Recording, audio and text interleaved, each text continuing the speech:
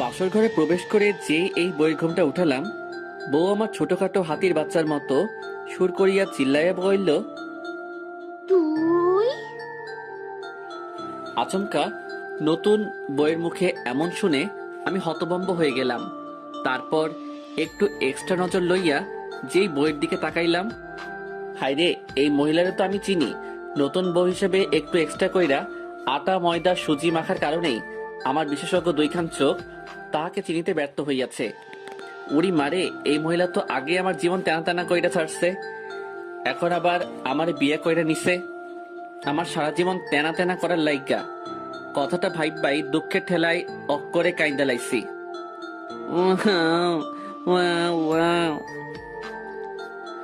আসলে দুঃখের কথা কি আর কমরে ভাই, এই মাইয়া আমার এক্স গার্লফ্রেন্ড, নাম রিয়া ওরফে মহিলা শয়তান। জীবনের প্রথম একটা কিউরেটর বদনা থুক্কু ডিব্বা মাইয়া দেখাই প্রেমে পইরা গেছিলাম। আর অনেক কষ্ট করিয়া তাহার সাথে লাইনটা লাগাইলাম, কিন্তু সেই কষ্টের ফল আর পাইলাম কই। 3 মাস এই বজ্জাত বেটির লগে রিলেশন ছিল, আর এই 3 মাসেই আমার মতো একটা পিচ্চি কিউট বলারে অক্করে থাকার কইতে পারমু না। আমার কান্দ নাইতাছে। তারপর হঠাৎ করে গত 17 দিন আগে তাহার সাথে একটা বিষয় নিয়ে সেই লেভেলের ঝগড়া বেঁধে গেল। আরো সাফ জানিয়ে দিল আমার সাথে আর সম্পর্ক রাখবে না। আর আমিও সুযোগ পাইয়াই তাহার জীবন থেকে ভাগা দিলাম। তারপর এক বস্তা খুশি মনে লইয়া একেবারে আড্ডাখানায় যেতেই, কি রে বেটা, কি হয়েছে তোর? এমন ছাগলের মতো লাফাইতেছিস কেন? আরে বেটা, রিয়ার সাথে ব্রেকআপ হইয়া গেছে। লেখক, ব্রেকআপ হলে মানুষ আপসেট থাকে, আর তুই এমন ছাগলের মতো 3 নম্বর বাচ্চার মতো লাফাইতেছিস কেন? আরে বেটা, লাফামো না তো কি করবো, ওই মাইয়া আমারে ভালোবাসে না। দেখ দোস্ত, আমি তোর মনের অবস্থাটা বুঝতে পারছি। প্লিজ দোস্ত, তুই মন খারাপ করে থাকিস না। দেখবি রিয়া 2-1 দিন পর আবারই তোর কাছে ফিরে আসবে। প্লিজ দোস্ত আমার, তুই স্বাভাবিক হ। আরে ধুর বেটা, আমি তো স্বাভাবিকই আছি। আমাকে দেখে কি তোর পাগল মনে হচ্ছে নাকি? রুহিল রে, ও মনে হয় ব্রেকআপের কষ্টটা সহ্য করতে না পারে এমন পাগলামো করতেছে। ধুর হালারা, তোরা তোদের চিন্তা নিয়ে থাক, আমি গেলাম। কথাটা কইয়াই বাড়ির উদ্দেশ্যে ভাগা দিলাম। পিছন থেকে হারামিগুলো ডেকেই যাচ্ছে। আমি ওদের ডাকে কোনো সাড়া না দিয়ে আমার গন্তব্যের দিকে এগিয়ে যাচ্ছি। বাসায় এসে ফ্রেশ হয়ে নিজের রুমে শুয়ে ভাবছি, আচ্ছা রুবেল তো বলল রিয়া আবার আমার লাইফে ফিরে আসবে, আর আমি শুনেছি রিলেশনে এসব ব্রেকআপ হয়ই, আবার কিছুদিন পর সব ঠিক হয়ে যায়। পুরি মারে, এই মাইয়া কি তাইলে আবারও আমার লাইফে ব্যাক করতে চাইবে? খাইছে রে, যেই বজ্জাত মাইয়া আইডা আমাকে ব্ল্যাকমেল করে হলেও আমার লাইফে আবার ব্যাক করবেই। না, আমাকে একটা ব্যবস্থা করতেই হবে যেন ও আর আমার লাইফে ব্যাক করতে না পারে। আহ, বুদ্ধি পাইয়া গেছি। বিয়া করে এলামও, কিন্তু আমি তো এখনো অনেক চুডু। আম্মু আমার বিয়া করাইবো তো, নাকি ঠ্যাঙ্গা লইয়া দৌড়ানি দিব? আর বিয়া না করলেও তো রিয়া আবারও আমার লাইফে খাইছে রে। আমি আর ভাবতে পারছি না, যেভাবেই হোক আম্মুকে রাজি করাতেই হবে। এখানে আমার জীবন মরণের প্রশ্ন। আর 7-5 কিছু না ভেবেই ফট কইরা আম্মুর রুমে গিয়ে একেবারে নিষ্পাপ বাচ্চাদের কণ্ঠে সুর তুলিয়া আমার আম্মাজানকে ডাক মারিলাম, আম্মু।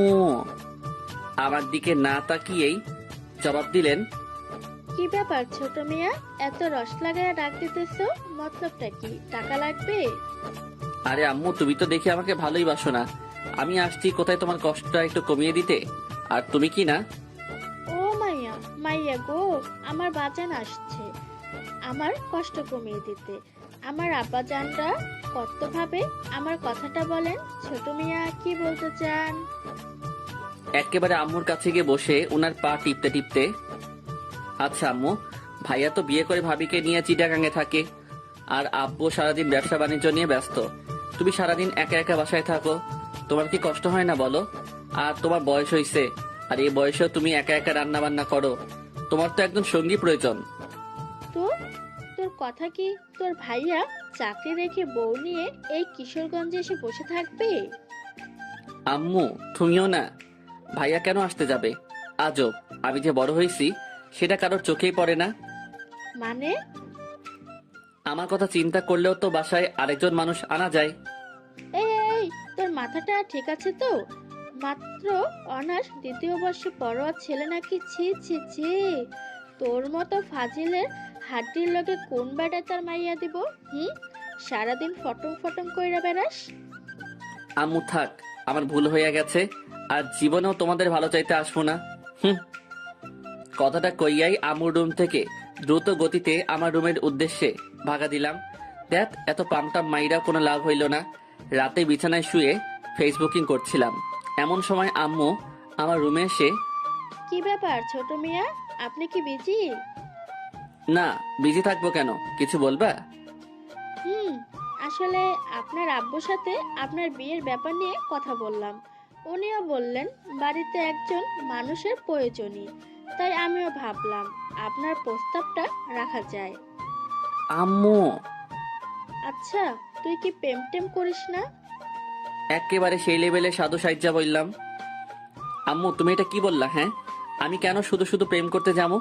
আমি তোমার পছন্দের মেয়েকেই বিয়ে করব, তাই এসব নিয়ে কোনো দিন ভাবিও নাই। হুম, হয়েছে, আর ডায়লগ মারতে হবে না। আকাম্মা, একটা প্রেমও করতে পারিস নাই, আর তোর সাথে কোন মাইয়া প্রেম করতে আসবে? তোর মতো ফাজিল বেড়ারে কোন মাইয়া পছন্দ করবে? দেখছেন নি কারবারটা, আমারে খোটা দিতেছে। এই মহিলা, তুমি আমার আম্মু না হইলে ইচ্ছা মতো এক গাঁটি কথা শোনাই দিতাম। আম্মু লাগো, তাই কিছু কইলাম না। আম্মু এটা কিন্তু বেশি হয়ে যাচ্ছে। হয়েছে, আর ঢং করতে হবে না। আমার একটা বান্ধবীর মেয়ে আছে, শুনেছি মেয়েটা খুব লক্ষ্মী। কালকে 12টার দিকে ওখানে যাব, তুই রেডি থাকিস। আম্মু শোনো না, তুমি আব্বুকে নিয়ে দেখে আসো, পছন্দ হলে কথাবার্তা বাঁকা করে আসবা। আমি তোমার পছন্দের মেয়েকেই বিয়ে করব। আমি ওকে একটাবারের জন্য দেখতেও চাইবো না। মানে কি, তুই বিয়ে করবি অথচ তুই মেয়ে দেখবি না? আম্মু আসলে আমিও দেখতে চাই আমার আম্মুনিটা কেমন মেয়ে আমার জন্য পছন্দ করে। আমি একেবারে বাসর ঘরেই দেখবো। ভাইরে, তারপর বাসর ঘরে আইসা দেখি ওই মাইয়া আর কেউ না, ওইটাই রিয়ানি। বেশি বাল পাকনামি করতে গিয়া নিজে ধরা খাইয়া গেলাম। কথায় আছে না, অতি চালাকের গলায় দড়ি, যেখানে বাঘের ভয় সেখানেই রাত হয়। তারপর আমি রিয়াকে বললাম, ওই সেরি, তুই শেষমেশ আমার ঘাড়ে চাপলি। বইন রে, আমি তোর কি ক্ষতি করছিলাম? কিল্লাই আমার জীবনটারে তেনা তেনা করবি। আমার কাছে এসে আমার মুখের কাছে আঙুল এনে, ওই হারামজাদা, আমি তোর ঘাড়ে চাপতে যাব কেন? তুই আমাকে জেনে শুনে বিয়ে করেছিস। আমি কেন যে আম্মুর কথায় রাজি হয়ে গেলাম, একটাবার দেখলামও না কাকে বিয়ে করছি। ওই হারামজাদা, তুই তো আমাকে বিয়ের আগে দেখছিস, আর সেই জন্যই বিয়ের আগে আমার সাথে দেখা করতে চাসনি। আমার ঠেটা পড়ছে। তোর মতো বজ্জাত মহিলারে বিয়া করতে শয়তানের নানি, তুই আগে আমার জীবনটা শেষ কইরা এখন আবার আমারে বিয়া কইরা নিছস। ওই তোর সমস্যাটা কি? হ্যাঁ, আমার শান্তিতে থাকতে দিবি না? এমন সময় আমাদের দরজায় ঠক ঠক করে কেউ একজন নক করলো। কে? আমি তোমার আম্মা জান, দরজাটা খোলেন। খাইছে রে। আম্মু এই সময় কেন আসলো? আমাদের ঝগড়াঝাটি শুনে ফেললো না তো?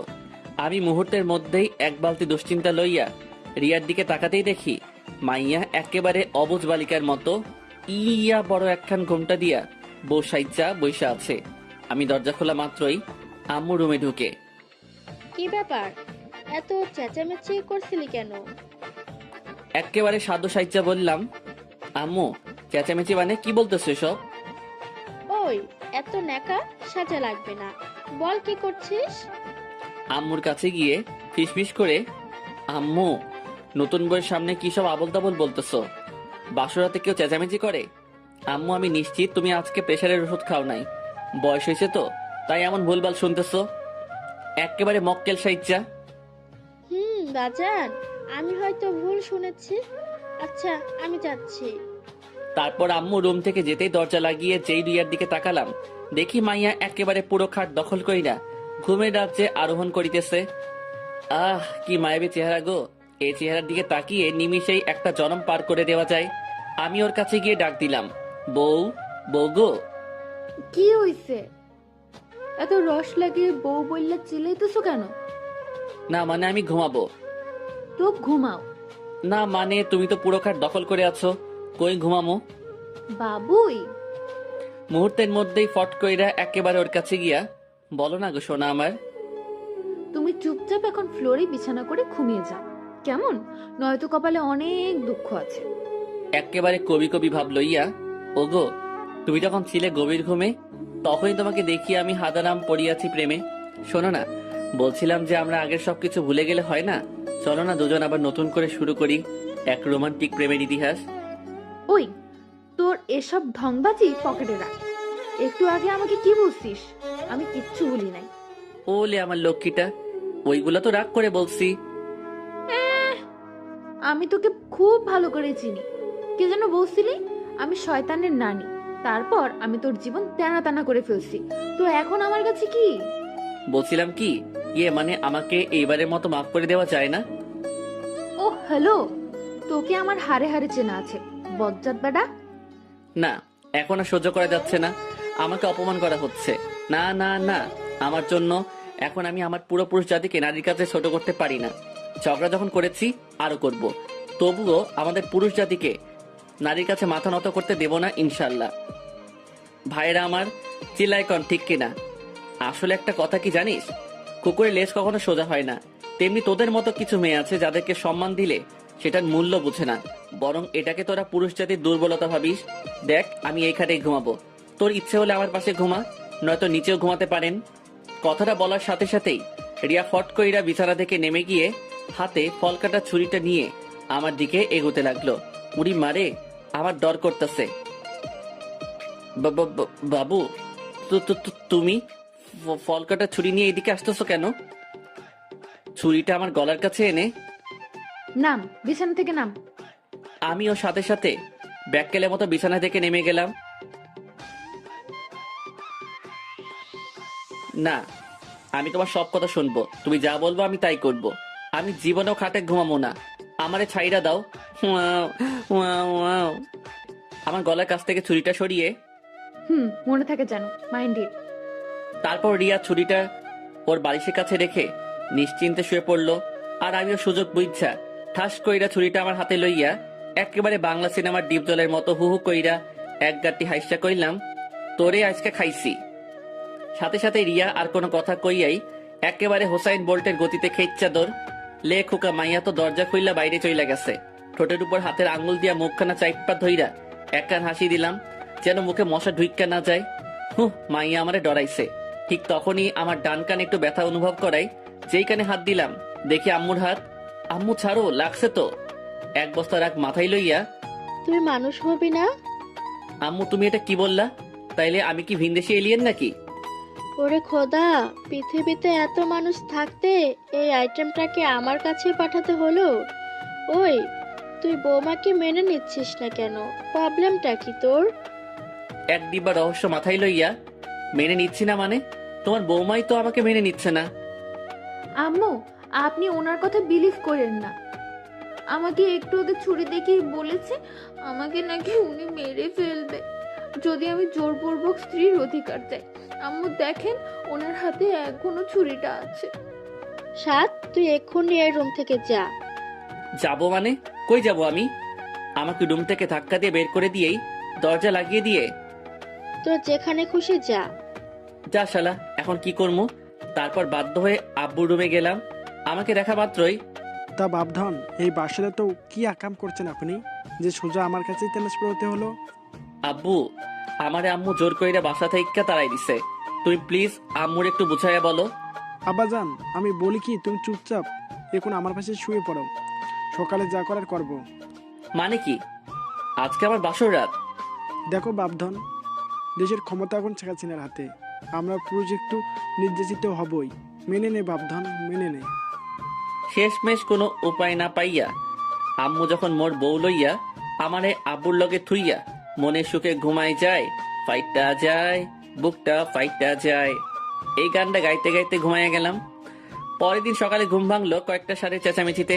চোখ খুলতেই দেখি এইগুলা কোনো জীবন্ত সার নয়, আমার পরনের হারামি বন্ধু ওরফে ভন্ডুগুলা। কি ব্যাপার, এই সাত সকালে তোরা আমার বাসায় কোন দুঃখে? পরের দিন সকালে ঘুম ভাঙলো কয়েকটা সারের চেঁচামেচিতে। চোখ খুলতেই দেখি এইগুলা কোনো জীবন্ত সার নয়, আমার পরনের হারামি বন্ধু ওরফে ভন্ডুগুলা। কি ব্যাপার, এই সাত সকালে তোরা আমার বাসায় কোন দুঃখে? তোরে কালাইতে আসছি। কেন? আমি কি তোর বইনরে লইয়া ভাগা দিছি নাকি? হারামজাদাই একা একা বিয়ে করে নিলে আমাদের একটা বড় জানানোর প্রয়োজন মনে করলি না? ভাইরে, হঠাৎ করে হয়ে গিয়েছে। বিলিভ কর দোস্ত, আমি নিজেই জানতাম না যে তখন আমার বিয়ে। শোন ভাই, তোর এসব ঢপবাজিতে আমাদেরকে গলাতে পারবি না। দে, এখন আমাদের ট্রিটটা দে। লে খোকা, ট্রিট এটা আবার কি? মাম্মা, এসব ন্যাকামো রাইখা চুপচাপ আমাদের ভলিউমটা দিয়ে দাও, নয়তো কি? নয়তো তোমার বইয়ের কাছে এই নিয়ে বিনিয়ে অনেক কাহিনী কয়া দিমু, পরে ঠেলা বুঝবা। তো জানা। তারপর আমি মনে মনে বললাম, একটাবার চেহারা খান দেখলে এমনিতেই ঠান্ডা হয়ে যাবি। মুহূর্তের মধ্যে দুইটা একেবারে ভিলেনের মতো ভাব লইয়া কইল, আব্বে তোর বউ কই? আমার রুমেই আছে, যাও। 2 মিনিট পর হারামি দুইটা বদনা দুঃখ মনে লইয়া আমার কাছে ফিরিয়া আসিয়া কইল, মামা, কেমনি কি? রিয়া তোর বউ? ভাইরে, সবই আমার বাল পাকনামির ফল। তারপর হারামিগুলোরে সব কাহিনী খুইল্লা কইলাম। তাহলে এখন কি করবি? রিয়া তোকে মেনেও নিচ্ছে না। আরে দোস্ত, সময় নে, মেয়ে মানুষের মন, একটু মিষ্টি মিষ্টি কথা বলবি, মাঝে মাঝে সারপ্রাইজ দিবি, ওর ছোট ছোট আবদারগুলো পূরণ করবি, ব্যাস কাজ হয়ে যাবে। দূর, আরে বেটা, মেনে নেওয়াটা জরুরি না, কিন্তু ও তো আমাকে সারাক্ষণই প্যারা দেয়। আমি না প্যারা সহ্য করতে পারি না। আচ্ছা দোস্ত, টেনশন করিস না, সব ঠিক হয়ে যাবে। আমাদের এখন যেতে হবে। সে কি, নাস্তা করে যা। না রে দোস্ত, বড় অপুর শরীরটা অনেক খারাপ, ওনাকে এখন দেখতে যাব। ও আচ্ছা, তাহলে যা, আর আপুর কি অবস্থা সেটা জানাস। তারপর রুবেল আর হাবিব চলে যাওয়ার পর আমি একটু বাইরে হাঁটতে বের হলাম। বলে রাখা ভালো যে অতিরিক্ত গরমের কারণে আমি লুঙ্গি পরে বের হয়েছিলাম। রাস্তায় একা একা হাঁটতেছি আর গান গাইতেছি। ভালোই ছিলাম আমি হাঙ্গা কইরা, এখন আমি কান্দি বইয়া বইয়া। এমন সময় পাশে এক ভ্যান চালক ডাক দিয়ে বলল, বাবা, আমার ভ্যানটা ধাক্কা দিয়ে উঠাইয়া দিবা। তাকিয়ে দেখি ভ্যানের একটা চাকা ভাঙ্গায় পড়ে আটকে গেছে। লোকটা মোটামুটি বৃদ্ধ, তাই একা তার পক্ষে এই ভ্যানটা ওঠানোর সামর্থ্য নেই। আমিও একটু মানবতা দেখিয়ে ধাক্কা দিয়ে উঠিয়ে দিলাম। তারপর একটু এদিক ওদিক ঘোরাঘুরি করে যেই বাসায় পৌঁছালাম, দেখে আম্মুর ঠ্যাঙ্গা লইয়া আমার দিকে এগিয়ে আসছে। আমিও ফট কইরা আব্বুর পিছনে লুকাইয়া গিয়া আম্মুরে কইলাম, আম্মু, আবার কি হইছে? এই, তোর কি কোনো কমন সেন্স নাই? লেখকা, আমি আবার কি করলাম? তারপর আম্মু মোবাইলের স্ক্রিনের ইশারা করে বলল, এসব কি? আমি যেই মোবাইলের স্ক্রিনে তাকালাম, দেখে আমার লুঙ্গি পরে একটা ছবি। খাইছে রে, এটা তো একটু আগে কেউ তুলছে। একটু আগে ওই ভ্যান গাড়িটা যখন ধাক্কা দিচ্ছিলাম তখন তুলে নিয়েছে। আর ছবিতে ক্যাপশন দিয়েছে, বিয়ের রাত পার না হতেই ভ্যান চালকের খাতায় নাম লিখালেন এক যুবক। কেমনটা লাগে? এই কামটা কেডা করলো? এই হারামজাদা, আমি কি তোকে কোনোদিন কোনো কিছুর অভাব দিয়েছি? তুই কি জন্য ভ্যান গাড়ি চালাতে গেলি? উফ, তুই আমার মান সম্মান কিছু রাখলি না। আব্বু, বিশ্বাস করো, আমি ভ্যান গাড়ি চালাই নাই। তারপর সকালের ঘটনা পুরোটা খুলে বললাম। সবই বুঝলাম, কিন্তু এই কাজটা করলো কে? আমিও তো ওইটাই ভাবছি। আব্বু, এটা আপনার ছেলেরই কাজ। যেন এই নিউজ দেখে আমার ফ্যামিলি অপমানিত হয়, সেই জন্য এই কাজ করছে। ওরে খোদা, আমি কই যাবো? নিজের সম্মান কোন বলদে ধুলাই মিশাইতে চাই? আমি এত কিছু বুঝি না, তোকে কতবার মানা করছি লুঙ্গি পইরা বাহিরে বের না হতে। এখন এই নিউজ যে ভুল, এটা সবার কাছে প্রমাণ কর, নয়তো এই বাসার জায়গা নেই, ভ্যান চালায় খাবি। আচ্ছা। তারপর রুবেলকে কল দিলাম। কি রে বেটা, ভ্যান চালায় কত ইনকাম করলি? দেখ ভাই, আমি একদমই ফানি মোডে নাই, প্লিজ তুই তাড়াতাড়ি আড্ডাখানায় আয়। আচ্ছা, আসতেছি। আর হাবিবকেও নিয়ে আসবি। তারপর সোজা আড্ডাখানায় গিয়ে 3 হারামি এক হইলাম। আচ্ছা, মূল কাহিনীটা একটু বলতো। তারপর আমি ওদেরকে সব কাহিনী খুলে বললাম। সবই বুঝলাম, কিন্তু এই কাজটা কি করেছে সেটা আগে আমাদের জানতে হবে। আর আইডিটা তো ফেক, হ্যাক করা ছাড়া কোনো উপায় নেই। প্লিজ ভাই, যেইভাবেই হোক আমাকে বাঁচা। আচ্ছা, আমি আমার ফ্রেন্ডকে আইডি লিঙ্কটা দিচ্ছি। ও অনেক ভালো হ্যাকার। আশা করি আইডিটা হ্যাক করতে পারলেই সব সমস্যার সমাধান করা যাবে। তারপর রুবেল তার ফ্রেন্ডকে আমাদের সমস্যা খুলে বলে। তারপর আইডি লিঙ্কটা ওকে দিয়ে দিল। প্রায় 2 ঘন্টা পর রুবেলের ফ্রেন্ড জানালো আইডিটা হ্যাক করতে সক্ষম হয়েছে। তারপর রুবেলের কাছে আইডির ইমেল অ্যাড্রেস আর পাসওয়ার্ড পাঠালো। আমরা আইডিটাতে লগ ইন করে যা দেখলাম তা দেখার জন্য আমরা কেউই প্রস্তুত ছিলাম না। এ কি, এই আইডিটা তো কামরুলের। কামরুল হচ্ছে রুবেলের চাচাতো ভাই। কি কামরুল্লাহ এই কাম করছে? হালারে আইজা কুইটা লাভাম। আচ্ছা দোস্ত, আগে মাথা ঠান্ডা কর, রুমেল্লারে সার্চ করতেছি। রুবেল, কামরুল্লাহরে কল দে। দেখ দোস্ত, ও তো আমার ভাই, এখানে আমি থাকলে প্রবলেম হবে, আমি যাই। রুবেল ঠিক বলেছে। তাছাড়া রুবেল আমাদের সাথে থাকলে ওকে আমরা কিছুই করতে পারবো না। আমি এত কিছু বুঝি না, তুই কামরুল্লাহরে এখনই এখানে হাজির কর।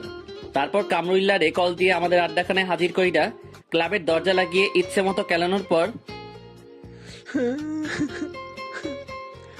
ওই তোরা দুইটা আমাকে এইভাবে মারতেছিস কেন? আমি কি করেছি? তা মামা, তুমি আমার লুঙ্গি পরা পিক তুইল্লা এত সুন্দর একটা ক্যাপশন দিয়া ফেবুতে পোস্ট করলা কেন? এই পোস্ট আমি করি নাই। ওই হালা, তোর আইডির পাসওয়ার্ড কিন্তু আমাদের কাছে আছে, আর এই আইডি যে তোর তার অনেক প্রমাণও রয়েছে। কিন্তু আইডির পাসওয়ার্ড কেমনে পাইলি? পেয়েছি কোনো একভাবে। এখন বল, তুই এই আকাম কার কথাই করছিস? ভালো করছি। মনে আছে আমার জরিনার সাথে রিলেশনটা কিভাবে ভাঙছিলি? 7 মাস সাধনা করে ওর সাথে সম্পর্কটা করেছিলাম। তারপর সকিনের সাথে রিলেশনে গেলাম। 3 মাস আগে ওই রিলেশনটা কিভাবে ভাঙছিলি মনে আছে? গত 3 মাস আগে বাজারের দিকে যাচ্ছিলাম, তখনই খেয়াল করলাম কামরুল্লাহ চকিনার সাথে বৈশা মনের সুখে প্রেম চালাইয়া যাইতেছে। আমি কামরুলকে জিজ্ঞেস করলাম, মামা কি অবস্থা? হালাই তার গার্লফ্রেন্ডের সামনে এমন ভাব লইল যেন আমাকেও চেনেই না। তারপর কামরুলের গার্লফ্রেন্ড সকিনা কামরুলকে জিজ্ঞাসা করলো, বাবু, এই হ্যান্ডুটা কে গো? আর সাথে সাথেই কামরুল্লাহ কইল, আরে এলাকার পোলা, মাঝে মাঝে হেল্প করি, তাই যেখানে আমাকে দেখে একটু সম্মান করে আর কি।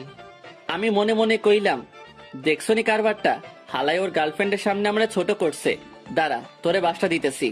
তারপর যেই ভাবা সেই কাজ, কামরুল্লাহ রে ওর গার্লফ্রেন্ডের সামনে কিছু ভাষণ শুনাইয়া দিলাম। কিরে কামরুল্লাহ, তোর মধ্যে কি একটু মনুষ্যত্ব নাই? কয়েক মাস আগে জরিনার লাইফটা শেষ করলি, মায়াটা এখন ওপারে যাবে। তারপর গেলি মর্জিনার লাইফে, এখন মর্জিনারে নদীর পাড়ে দাঁড় করিয়ে রেখে এখানে আরেক মাইয়ার লগে টাঙ্কি মারস। আর কয়টা মাইয়ার জীবন এভাবে নষ্ট করবি? মর্জিনা নদীর পাড়ে দাঁড়িয়ে আছে, আমি আসার সময় তোর কথা জিজ্ঞেস করছিল, ভালো হ। কথাগুলো এক নিমিষে কইয়াই প্যান্টের পকেটে হাত ঢুকাইয়া থুকু।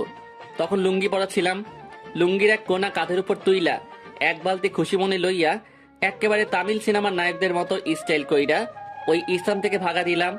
আর ততক্ষণে কামরুল আর সকিনার প্রেম কাহিনী ইতিহাসের স্মৃতির পাতায় স্থান করিয়া লইল।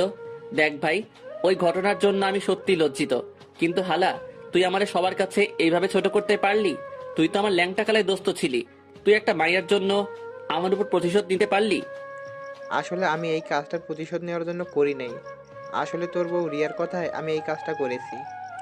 রিয়ার কথায় তুই সাদকে এইভাবে ছোট করতে পারলি? ওই হারামজাদা, রিয়া তোরে কত টাকা দিয়েছে? আজব, টাকার জন্য কেউ এসব করে নাকি? রিয়া বলছে এই কাজটা করতে পারলে ফুলটুসির সাথে আমার লাইনটা করিয়ে দেবে, তাই করেছি।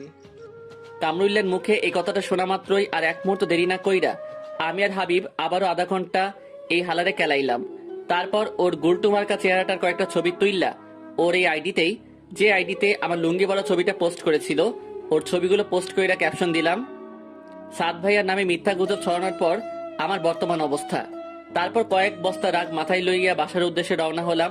না, রিয়াকে আজকে একটা শিক্ষা দিয়েই ছাড়বো, হারামজাদি বহুত বাইরে গেছে।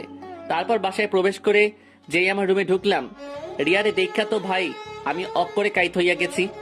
ভাইরে, আমার পছন্দের কালার ব্ল্যাক কালারের শাড়ি পরছে, তার উপর আবার হাতে লাল চুড়ি, খোলা চুল, গায়ে নুপুর। এই ভাই, এই মাইয়াকে আমার ক্লাস খাওয়াইতে মাইরা লইমনি। রিয়াকে দেখা মাত্রই আমার বস্তার বস্তা রাগ মুহূর্তের মধ্যেই রকেটবিহীন মঙ্গল গ্রহে ভাঙা দিল।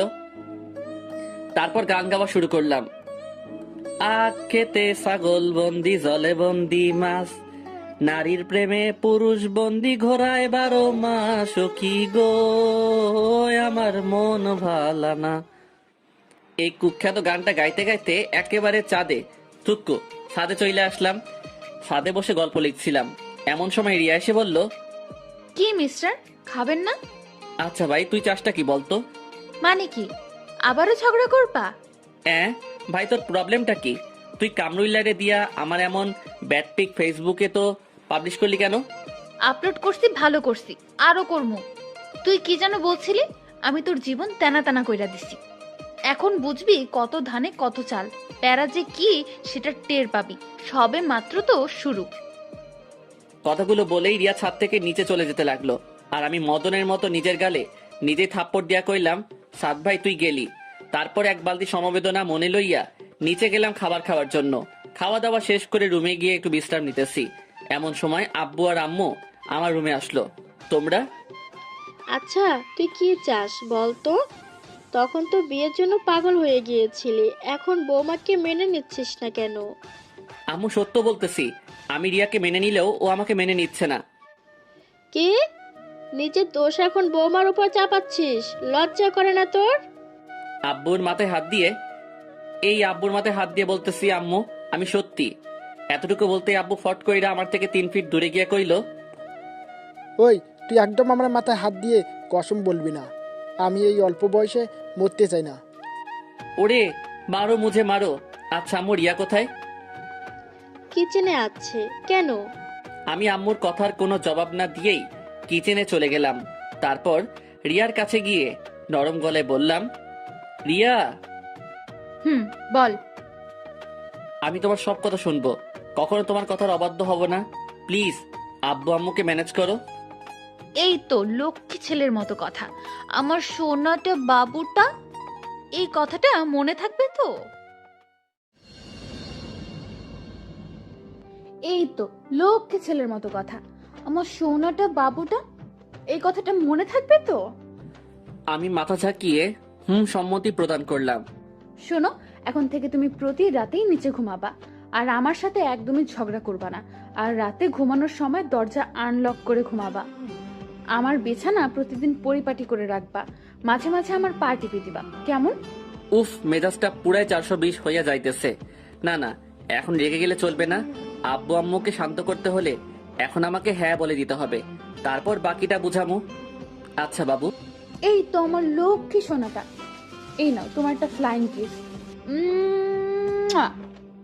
মনে মনে কইলাম, যা আগে আব্বু আম্মুর সামলা, পরে ঠেলা বুঝাইতেছি। আলাবু বেপি।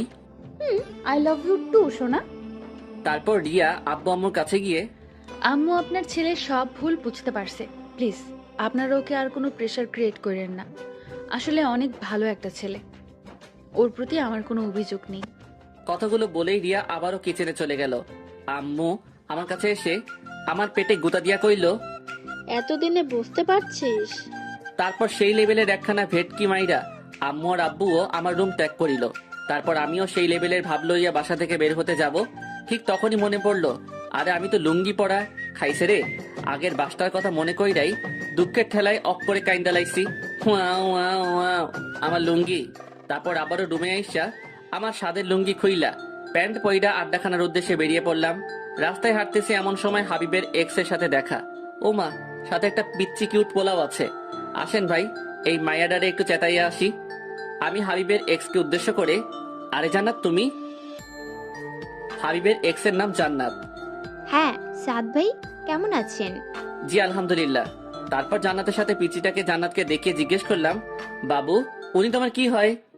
আঙ্কেল, উনি আমার আম্মুনি হয়। আরে বেটা, উনি তোর আম্মু হইলে আমারে ভাই ক ভাই, কারণ আমার বন্ধু তোর আম্মুর বাবু ছিল। ওমা তাই? তাহলে তো তুমি আমার ভাইয়াই হও। এক বালতি রাগ মাথায় লইয়া এই, আপনি কখনোই শুধরাবেন না। ঠিক তখনই একটা ভড়িওয়ালা পাবলিক আইসা জান্নাতকে জিজ্ঞেস করলো, জানু কি হয়েছে? না জানো, তেমন কিছু না। জানা তোমার বর নাকি? জি ভাইয়া। আর হ্যাঁ, আমার বর মোটেও আপনার ফ্রেন্ডের মতো না। আমাকে একটু অবহেলা করে না, সবসময় ছায়ার মতো আমার সাথে থাকে। ও হাগু করতে গেলেও সাথে যায় নাকি? কথাটা কইয়াই খেচ্চা দৌড়, আর পিছন থেকে জান্নাত ঝড়ের বেগে গালাগাল দিয়ে যেতে লাগলো। তোর কপালে বউয়ের আদর নেই। তোর বউ তোরে দিয়া ঘরের কাজ করাবে। হারামি কুত্তা ইতর। সব কথাগুলো মিলায় নিস। একটু দাঁড়াইয়া কইলাম, তাতেও সমস্যা নাই, তোমারটার মতো অমন ভড়িওয়ালা না হইলেই হয়। কথাটা কইয়াই আবারও দৌড় লাগাইলাম। প্রায় 3.5 মিনিট দৌড়ানোর পর আড্ডাখানায় পৌঁছালাম। কি রে বেটা, এমন ভাবে হাঁপাচ্ছিস কেন? আরে বেটা বলিস না, আসার সময় হাবিবের এক্সের সাথে দেখা, তারই একটু চেতাইয়ে আসলাম। হাবিবের এক্সের কথাটা বলতেই লক্ষ্য করলাম হাবিবের মুখটা একটু মলিন হয়ে গেল। হাই রে, বেচারা হয়তো ইমোশনালি আপসেট হয়ে গেছে। হাবিবের পাশে বসে ওর পিঠে হাত বুলাতে বুলাতে, দোস্ত প্লিজ মন খারাপ করিস না, দেখিস তোকে জান্নাতের থেকে অনেক ভালো মেয়ে বিয়ে করাবো। আরে বেটা, আমি আমার জন্য আপসেট হই নাই, ভাবতেছি জান্নাতের বরের কথা। বেচারা কত কষ্টে না জানি আছে। কি ভাবলাম আর কি হইল। তারপর হারামিগুলোর সাথে কিছুক্ষণ আড্ডা দিয়ে সন্ধ্যায় বাসায় ফিরলাম। রুমে বসে ফেসবুক করছিলাম, এমন সময় রিয়া রুমে এসে বলল, বাবুই, এবার লক্ষ্মী ছেলের মতো আমার বিছানা করে ফেলো তো। জি আমাকে বলছেন? ওই হারামজাদা, কথা কানে যায় না, বিছানা কর, নয়তো আন্টিকে উল্টা পাল্টা বলে তোকে বাস খাওয়াবো। তুমি সবসময় আম্মুর কাছে এমন মিথ্যা বলে আমাকে বকা খাওয়াও। বেশ করি, এখন চুপচাপ আমার কথা শোন, নয়তো কপালে শনি আছে। আপনি চা, আম্মুকে নিয়ে আয় দেখি আম্মু কি করতে পারে। কি ব্যাপার, তুই আমাকে ভয় পাচ্ছিস না কেন? আমি টেবিলের উপর থেকে মোবাইলটা আমার হাতে নিয়ে ভিডিও রেকর্ডটা সেভ করলাম। ভয় তো এবার তুই পাবি। তুই এতক্ষণ আমার কথা ভিডিও করছিলি? জি ম্যাম, আপনার সব কাহিনী আমার এই মোবাইলটাতে রেকর্ড হয়ে গেছে। ইয়ে মানে, তুমি কিন্তু এটা ঠিক করো নাই। আমি তো তোমার সাথে ওসব মজা করে করতাম। আচ্ছা বাবু, তাহলে এখন আমিও মজা করে আম্মুকে এই ভিডিওটা দেখাই গিয়ে। কথাটা বলেই বিছানা থেকে উঠে আম্মু রুমের দিকে যাওয়ার জন্য যেই পা বাড়ালাম, তখনই রিয়া আমার হাত চেপে ধরে। প্লিজ অমনটা করো না, উনি আমাকে খারাপ ভাববে। ও মা, তাহলে আমাকে যখন খারাপ ভাবে তখন কি আমার কষ্ট হয় না? প্লিজ আমাকে মাফ করে দাও, আমি তো তোমার বউ। তুমি কি আমাকে সবার কাছে ছোট করতে চাও? আমি রিয়ার একেবারে কাছে গিয়ে ওর গালে আঙুল দিয়ে স্পর্শ করে, আচ্ছা শোনা, এই ভিডিওটা কাউকে দেখাবো না, কিন্তু এখন থেকে আমি যা বলবো তোমাকে তাই করতে হবে। আর তুমি এখন থেকে নিচে ঘুমাবা। এবার লক্ষ্মী মেয়ের মতো আমার পাটা টিপে দাও তো। দেখো, এটা কিন্তু একদম ঠিক হচ্ছে না। তাহলে ভিডিওটা দেখাই গিয়ে। আরে অমন করো কেন? আচ্ছা দিচ্ছি তো। সুন্দরী ভাইয়ার হাতে পা টিপানোর মজাই আলাদা। উফ, প্রচুর ভাল লাগছে। এমন রুমে আম্মু এসে, এই তোর কি কোনো বুদ্ধি শুদ্ধি নাই, নতুন বইয়ের হাতে পাটি পাচ্ছিস? আরে আম্মু তুমি আর বইলো না, তোমার বৌমাকে এত করে বললাম যে তুমি নতুন বউ, আমার পা টিপলে কেমন দেখায়। বেচারির একটাই কথা, আপনি আমার বর, আপনার খেদমত করা আমার দায়িত্ব, তাই জোর করেই এখন আমার পা টিপে দিচ্ছে। একটু লজ্জা লজ্জা ভাব লইয়া বললাম, আসলে আম্মু তোমার বৌমা আমাকে বড্ড বেশি ভালোবাসে, খুব ভাগ্য করে ওকে পেয়েছি। কথাগুলো বলার সময় লক্ষ্য করলাম রিয়া রাগের ঠেলায় দাঁতে দাঁত কামড়াচ্ছে। দেখতে হবে না মেয়েটা কার? আচ্ছা তাহলে এখন খেতে আসো। আচ্ছা আম্মু, তুমি যাও, আমরা আসতেছি। আম্মু রুম থেকে যেতেই, তুই আমার দিয়ে পড়তে পাইলি? তুই একদমই ভালো না, খুব পচা, আমার মান সম্মান কিছুই রাখলো না। লে খোকা, তুই আমার পা টিপ্পা দিছিস, এতে আবার মান সম্মান যাবে কেন? বিয়ার পর প্রত্যেকটা মেয়ের দায়িত্ব তার স্বামীর পা টিপে দেওয়া। ভাইরা আমার, চিল্লা এখন ঠিক কিনা? তুই সারা জীবন এমন হিংসুটটাই থাকবি। কথাটা কইয়াই রিয়া খাওয়ার জন্য খাবার টেবিলের উদ্দেশ্যে রুম থেকে বেরিয়ে যেতে লাগলো। চেতিস না বই, আমি হাসা কথাই কইছি। এই যে পাঠকগণ, আপনারা একটু বইয়া জিরাইয়া লন, আমি খাইয়া আইতাছি। আর হ্যাঁ, আজকে খাওয়ার জন্য আপনাদের সাধবো না, অন্য একদিন খাওয়া মনে। এই কথাটা আমি মনে মনে কইতাছি, আপনারা শুনেন না কেমন? বাল খাওয়ামু আপনাগরে। এত পাবলিক খাওয়াইলে আমার আব্বাজানের পকেট ফাঁকা হইয়া যাইব। তারপর খাওয়া দাওয়া শেষ কইরা রুমে আসতেই রিয়ারে কইলাম, বাবু আমার বিছানাটা করে দাও তো। রিয়া একবারটি রাগ লইয়া যেই আমার দিকে তাকাইলো, তখন আমিও মোবাইলটা নাড়াচাড়া কইরা তাকে দেখানো মাত্রই এক বদ্দা সমবেদনা আর এক বালতি রাগ মাথায় লইয়া বিছানাটা কোনোভাবে করেই সে নিচে বিছানা করে শুয়ে পড়লো। তারপর আমিও খুশিতে গদগদ করতে করতে কখন যে ঘুমিয়ে পড়লাম নিজে জানি না। রাত প্রায় 2টা, অকারণেই ঘুমটা ভেঙে গেল। হঠাৎ করেই কেন যেন রিয়ার দিকে আমার চোখটা আটকে গেল। মনের মধ্যে অজানা এক শিহরণে ভেতরটা কেমন যেন কেঁপে উঠলো। চারিদিকে শুনশান নীরবতা। সত্যি কথা বলতে আমাদের এই রাতটা আমাদের ব্রহ্মাকেও অন্যরকম রূপ ধারণ করে দেয়।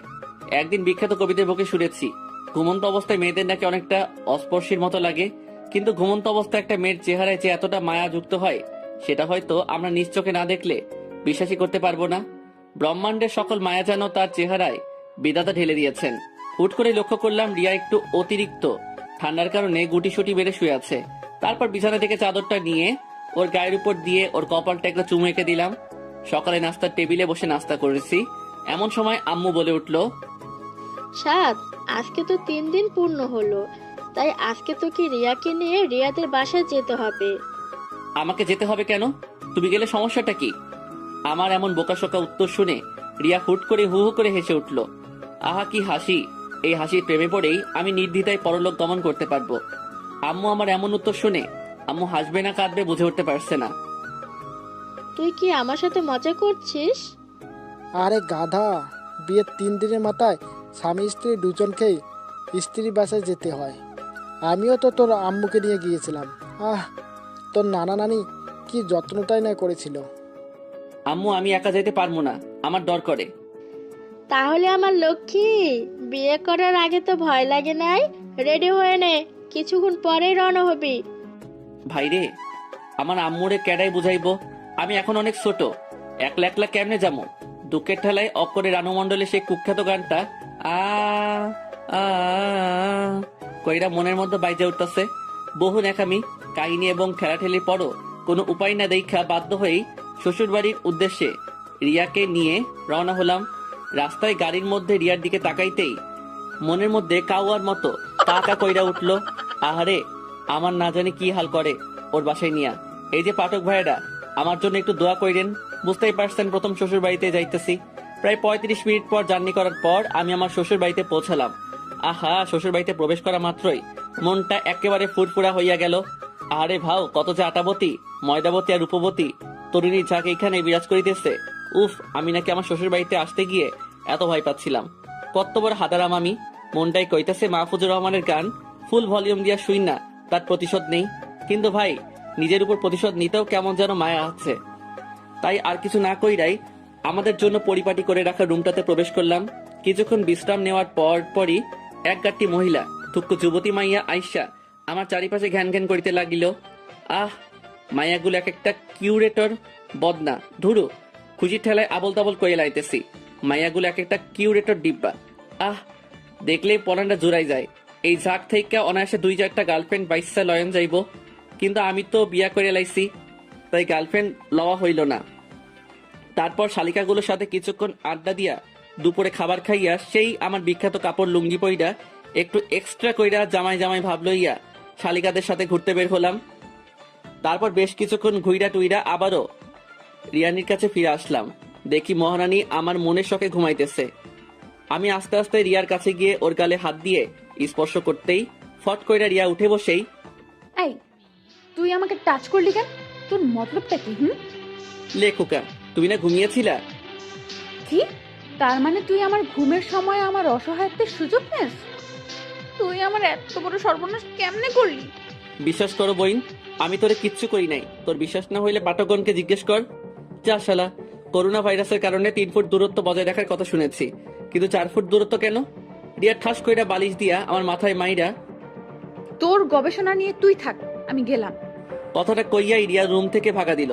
আর আমিও দুঃখের ঠেলায় চুপচাপ বিছানায় শুইয়া রানু মণ্ডলের গানটা শুনতে শুনতে ঘুমাইয়া গেলাম। সন্ধ্যার দিকে রিয়ার ডাকে ঘুম ভাঙলো। আর শুনছো? বলো। রিয়া আমার পাশে বসে আমার মাথায় হাত বুলাতে বুলাতে, লক্ষ্মী আমার, ওঠো। কি ব্যাপার? মাইয়ার মতলবটা কি? হুট কইরাই এত চেঞ্জ? তুমি ঠিক আছো তো? শোনা, আমি ঠিক আছি। তুমি ফ্রেশ হয়ে একটু বাইরে আসো, আমার নানু আর মামা মামি এসেছে তোমাকে দেখার জন্য। দেখছো নি কারবারটা? আচ্ছা তুমি যাও, আমি আসতেছি। আরে তুমি ফ্রেশ হয়ে আসো তো, আমি তোমাকে নিয়েই যাব। তারপর আমি ফ্রেশ হয়ে আসতেই ও আমার হাতে ধরে এমন ভাবে আমাকে ওর নানু আর মামা মামির সামনে নিয়ে গেল যেন এই দুনিয়াতে আমাদের মতো এত সুখী দম্পতি আর একটাও নাই। আমি ওনাদের সামনে গিয়ে সালাম দিলাম। সবাই আমার সালামের উত্তর দিয়ে আমাকে নানান প্রশ্ন করতে শুরু করলো, আর আমিও হাদারামের মতো ওনাদের বিরক্তিকর প্রশ্নের উত্তর দিয়ে যাচ্ছি। তারপর ওনাদের সাথে কথা শেষ করে রুমে এসে বিশ্রাম নিচ্ছিলাম। এমন সময় রিয়া এসে বলল, বাবুই চলো, খাবার টেবিলে তোমার জন্য সবাই অপেক্ষা করছে। তারপর সোজা খাবার টেবিলে গিয়ে বসলাম। তা বাবা, তোমার এখন কোনো অসুবিধা হচ্ছে না তো? না না আব্বা, কোনো অসুবিধা হচ্ছে না। দেখো বাবা, রিয়া হয়তো একটু রাগী, কিন্তু ওর মনটা অনেক ভালো। আমি তো ওর মামি হই, তারপরও আমাকে ওর মায়ের মতো মানে। ব্যাককেলের মতো মুখে হাসি বজায় রাখা, জি মামি, ও খুব লক্ষ্মী মেয়ে। কথাটা বলার পরপরই লক্ষ্য করলাম আমার শ্বশুর মশাই এক বালতি রহস্য লইয়া কেমন ভাবে যেন আমার দিকে তাকাচ্ছে। আমার নাতনিটা একদম আমার মতো সহজ সরল, কোনো ঘুরপ্যাচ বুঝেই না। আমি আবারও মদনের মতো মুখে এক বালতি হাসি বজাইয়া রাখা, নানু, ওর ব্যবহার তো এখনো সেই বিছানায় হিসু করা পিচ্ছি বাচ্চাদের মতো, একদমই ঘোর প্যাচ বোঝে না। মনে মনে কইলাম, বইন একদমই ঘোর প্যাচ বোঝে না, শুধু ভেতর একটু জিলাপির প্যাচ আর কি। আমার শ্বশুর মশাই এই আইটেমটাকে কোথা থেকে কুড়ায় আনছে কে জানে। তারপর খাওয়া দাওয়া শেষ করে একটু বিশ্রাম নিয়ে তারপর একা একা একটু ছাদে গেলাম। ও মা, ছাদে হিন্দি গান কে শুনে? ছাদের আবছালোয় চোখে পড়লো ছাদের এক কোণায় কেউ একজন উল্টো দিকে বসে এই এত রাতে হিন্দি গান শুনতেছে। আমি ওনার কাছে গিয়ে ওনার চেহারাটা দেখা মাত্রই আমার চোখ খুইলা মাটিতে পইড়া যাওয়ার অবস্থা। তারপর নিজেকে একটু সামনে নিয়ে আমতা আমতা করে বললাম, আব্বা, আপনি? আরে বাবা, তুমি বসো। না মানে আব্বা, রুমে বসে বোরিং লাগছিল তাই একটু ছাদে আসছিলাম আর কি। আচ্ছা আব্বা, আমি তাহলে যাচ্ছি। কথাটা বলেই আমি হুসাইন বোল্টের গতিতে হাইটটা ভাগা দিতে লাগলাম। জামাই শোনো, আরে এইদিকে আসো। আমি আবারও ওনার কাছে গিয়ে, জি আব্বা। আরে বসো, রুমে গিয়ে কি করবা? কথাটা বলেই আমার হাতে টান দিয়ে আমাকে ওনার কাছে বসিয়ে দিল। আমার কানের কাছে এসে ফিসফিস করে বলল, আচ্ছা বাবা, তুমি সত্যি বলো তো, খাবার টেবিলে বসে তুমি রিয়ার নামে যে প্রশংসা করলে তা সত্যি? একটু ইতস্ততা বোধ করে, কি বলেন আব্বা, আপনার মেয়ে তো ভালোই। ডাল মে কুছ কালা है। জি আব্বা, কিছু বললেন?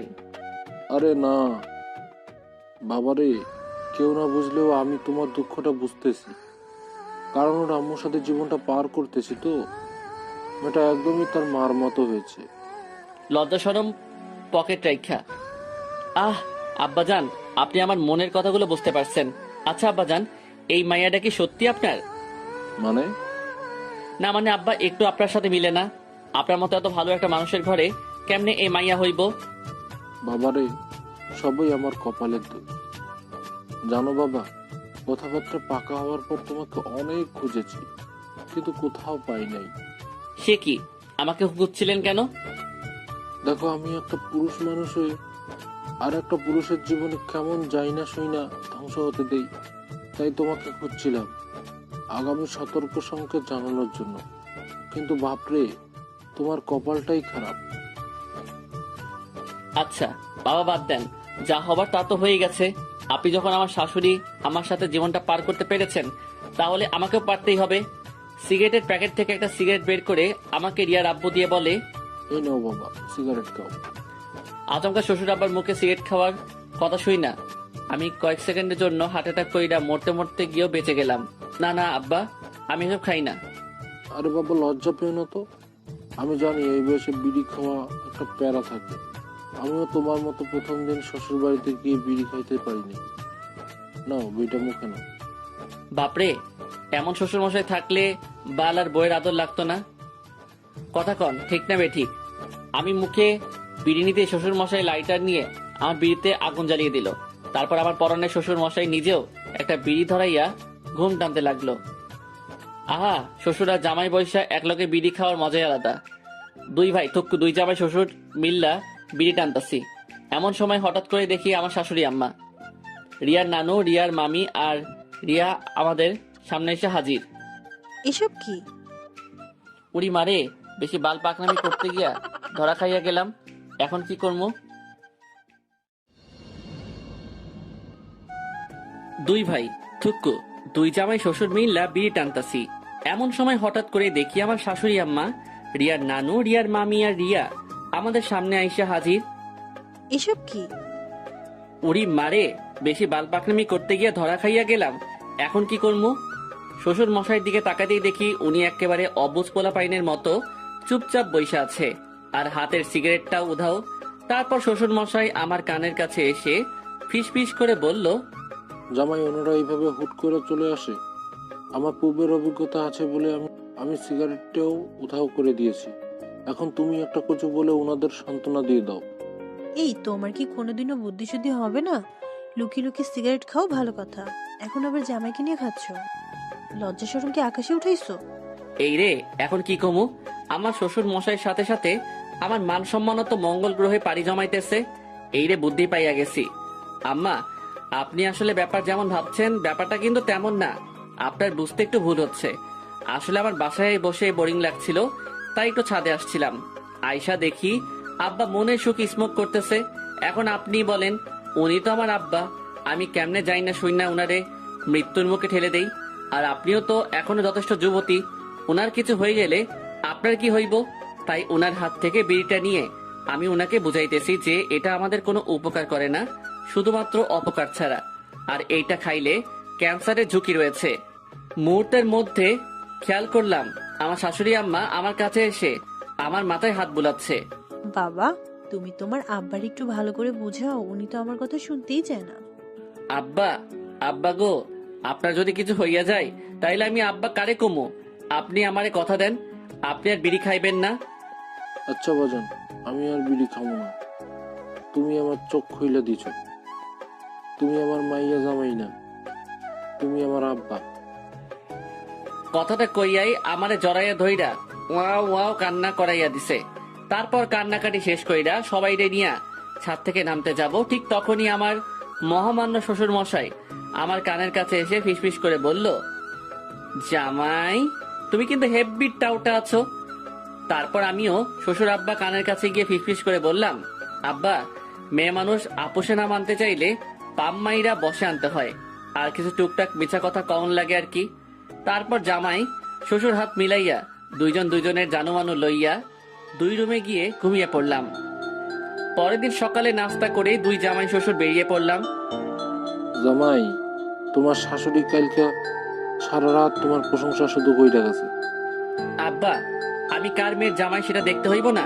আমি আপনার ধারাটা বজায় রাখবো না? জামাই, তোমার সাথে আমার এমন মিল হইব জানলে কবেই তোমারে খুঁজা বাইর করতাম, আমার মাইয়ারে তোমার হাতে তুইলা দিতাম। আব্বা, আপনার মতো এমন একটা শ্বশুর আমার মতো প্রত্যেকটা আপডেট পোলাপাইন আশা করে। থ্যাংক ইউ জামাই। ইউ আর মোস্ট ওয়েলকাম আমার কলিজা শ্বশুর মশাই। তারপর জামাই শ্বশুর কথা বলতে বলতে বাজারে পৌঁছাইলাম। বাজান, আসো আকবাইজ দোকানের পেছনে গিয়ে 2টো বিড়ি খেয়ে আসি। আরে আব্বা, আপনি বিড়ি খাওয়ার জায়গাও রেডি কইরা রাখছেন? মনে মনে কয়েকবার চিল্লায় কইলাম, শ্বশুর মশাই জিন্দাবাদ। আরে বাবা, একটা সেফটির বিষয় আছে না, আমি তো লুকাইয়ে খাই, নয়তো তোমার শাশুড়ি জানলে পরে কেয়ামতের আলামত দেখাইবে। আব্বা, বুঝতে পারছি। তারপর বিড়ি খাওয়া শেষ কইরা 2 জন মিলে আবারও বাড়িতে চলে আসলাম। রাতে বিছানায় শুয়ে ফেসবুকিং করছিলাম। এমন সময় রিয়া এসে বলল, এই তুমি আম্মুকে কি উল্টাপাল্টা বলছো? আম্মু আমাকে বকা দিচ্ছে কেন? লেখুকা, আমি কখন আম্মারে কি কইলাম? তুমি আম্মুকে কেন বলছো আমি তোমার যত্ন করি না? ও মা, তা আমি কি মিথ্যা কথা বলছি নাকি? দেখো, আমি কোনো ঝামেলা করতে চাই না, তুমি আর এসব আম্মুকে বলবা না।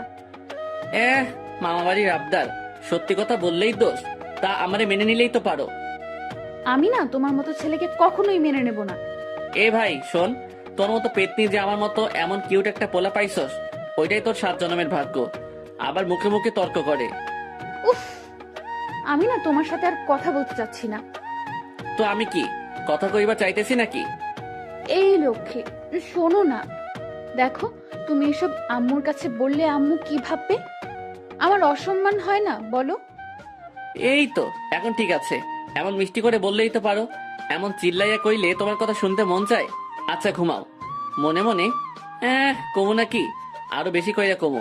আমার বাসায় আম্মুর কাছে আমার প্রেস্টিজ লিক করছিলি না, এখন ঠেলা বুঝামু। তারপর দেখতে দেখতে বেশ কয়েকদিন পার হয়ে গেল। আজকে একটু পরেই আমি আমার পরাণের শ্বশুর মশাইকে ছেড়ে আমার বাড়িতে তাহার মাইয়াডারে লইয়া পাড়ি জমামু।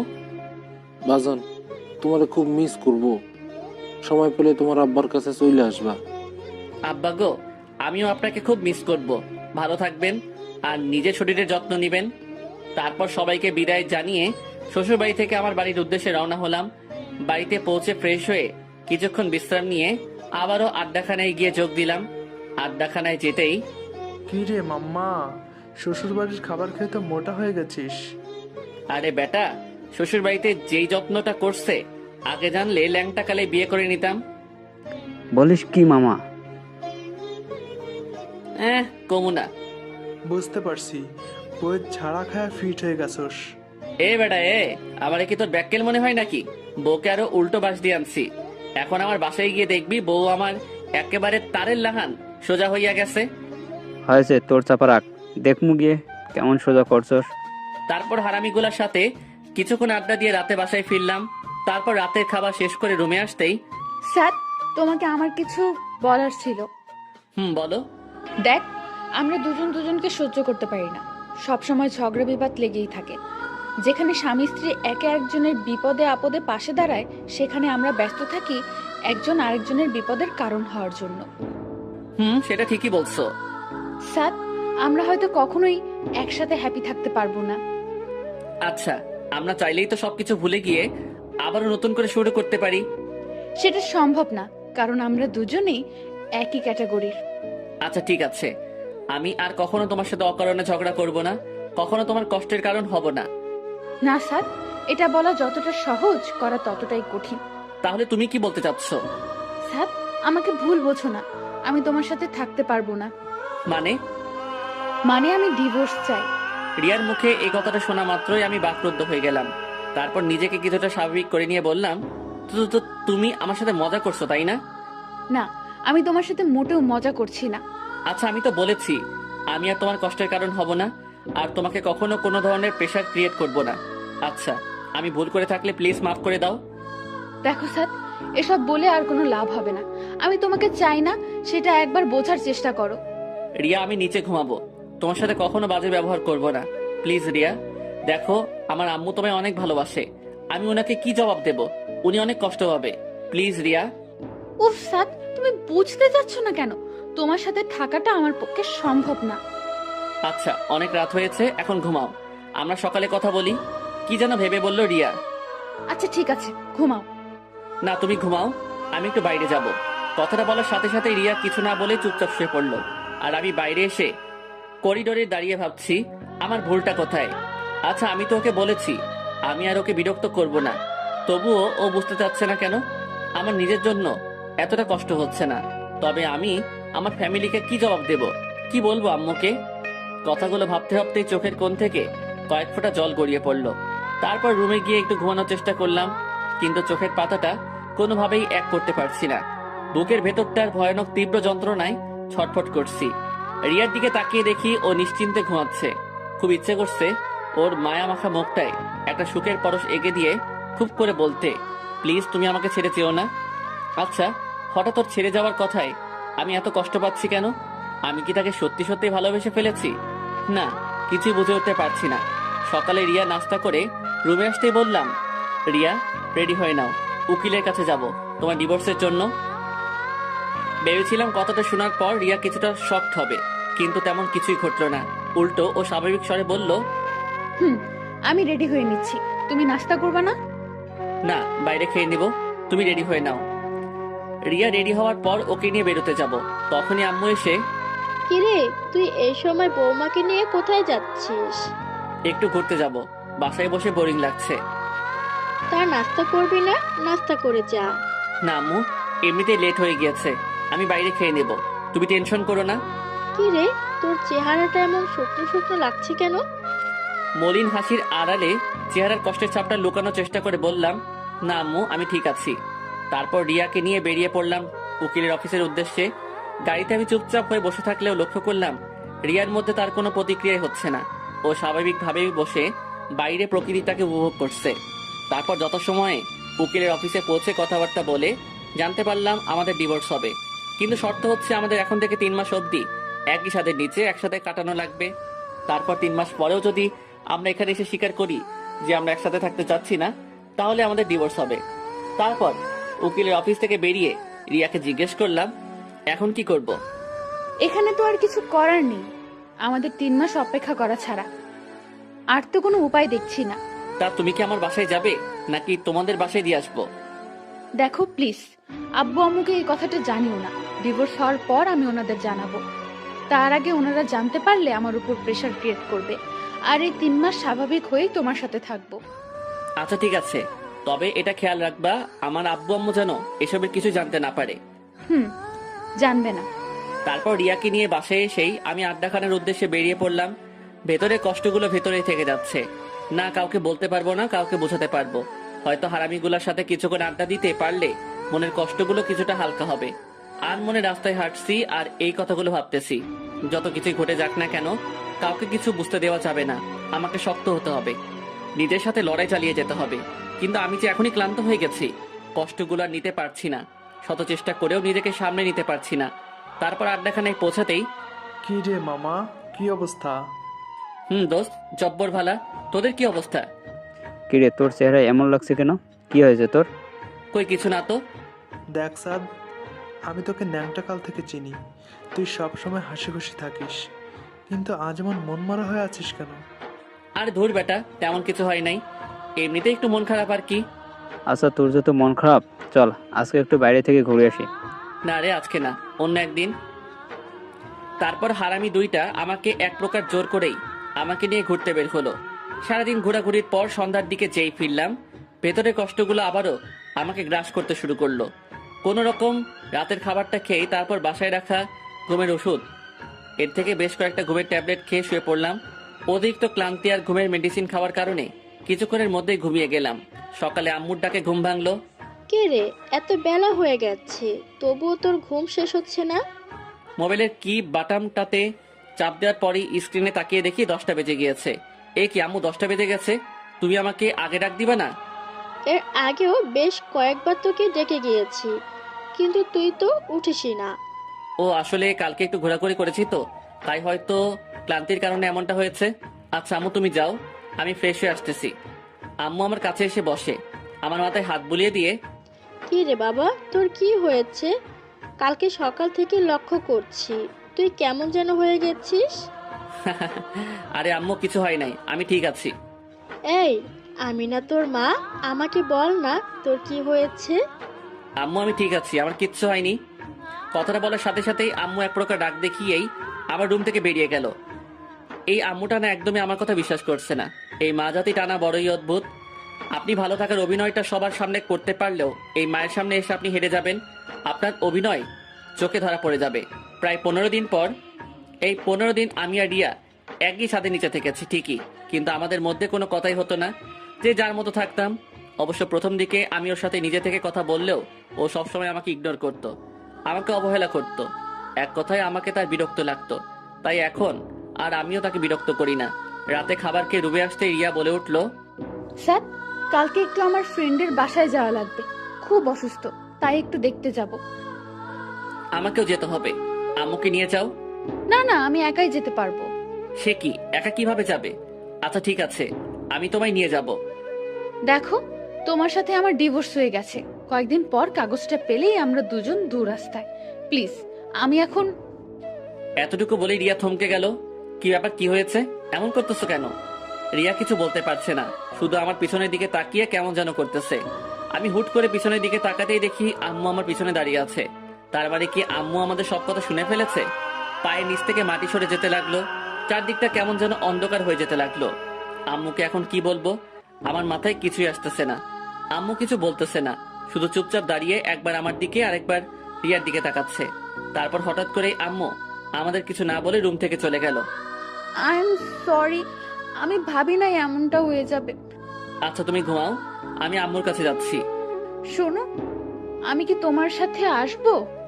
না, তোমার আসার দরকার নেই, তুমি ঘুমাও। কথাটা বলেই আমি আম্মুর রুমের দিকে পা বাড়ালাম।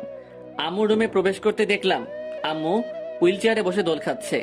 আমি আম্মুর কাছে যেতেই আম্মু চেয়ার থেকে উঠে দাঁড়িয়ে বলল, ছাদে আয়। তারপর আম্মু ছাদের দিকে যাওয়ার জন্য পা বাড়াতে লাগলো, আর আমিও আম্মুর সাথে সাথে ছাদে পৌঁছালাম। আমাকে জানালি না কেন? আম্মু, তুমি কষ্ট পাবে তাই।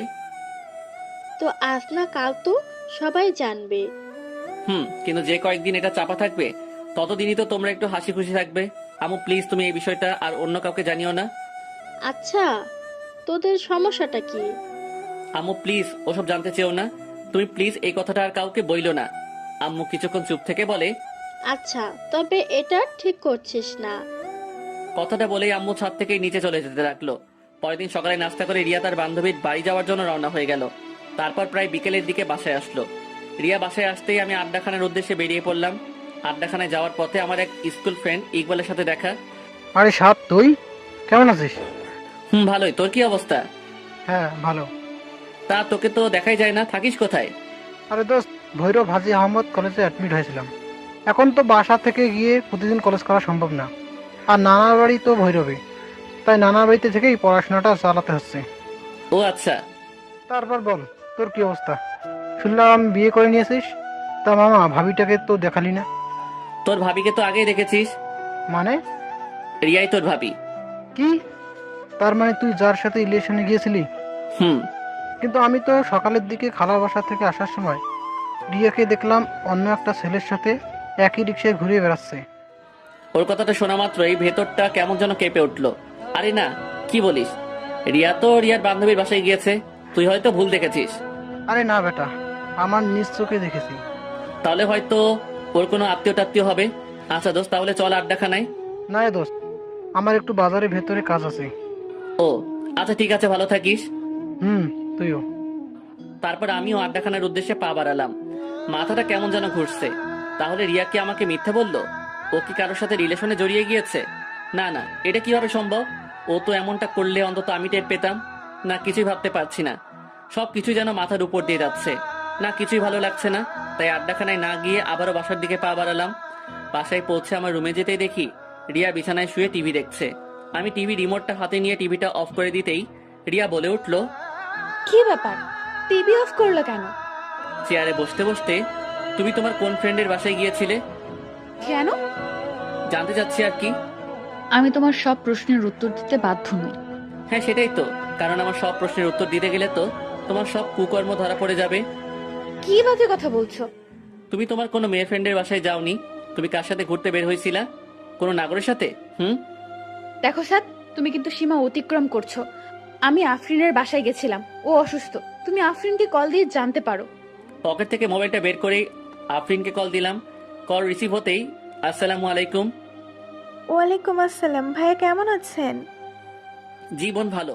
শুনলাম তুমি নাকি অসুস্থ। জি ভাইয়া, একটু সিক। আচ্ছা, রিয়া তোমাকে দেখতে যাওয়ার কথা বলছিল, ও কি তোমার ওখানে গিয়েছিল? জি ভাইয়া, সকালে এসেছিল। ও আচ্ছা, ঠিকঠাক সময় মেডিসিন খেয়ে নিও। রাখছি তাহলে। তারপর লাইনটা কেটে দিতেই, এবার বিলিভ হয়েছে তো? দেখো, আমাদের আর কিছুদিন পরেই ডিভোর্স হয়ে যাবে। এর আগে আমি আর কোনো ঝামেলা চাচ্ছি না। কথাটা বলেই রিয়া রুম থেকে বেরিয়ে গেল।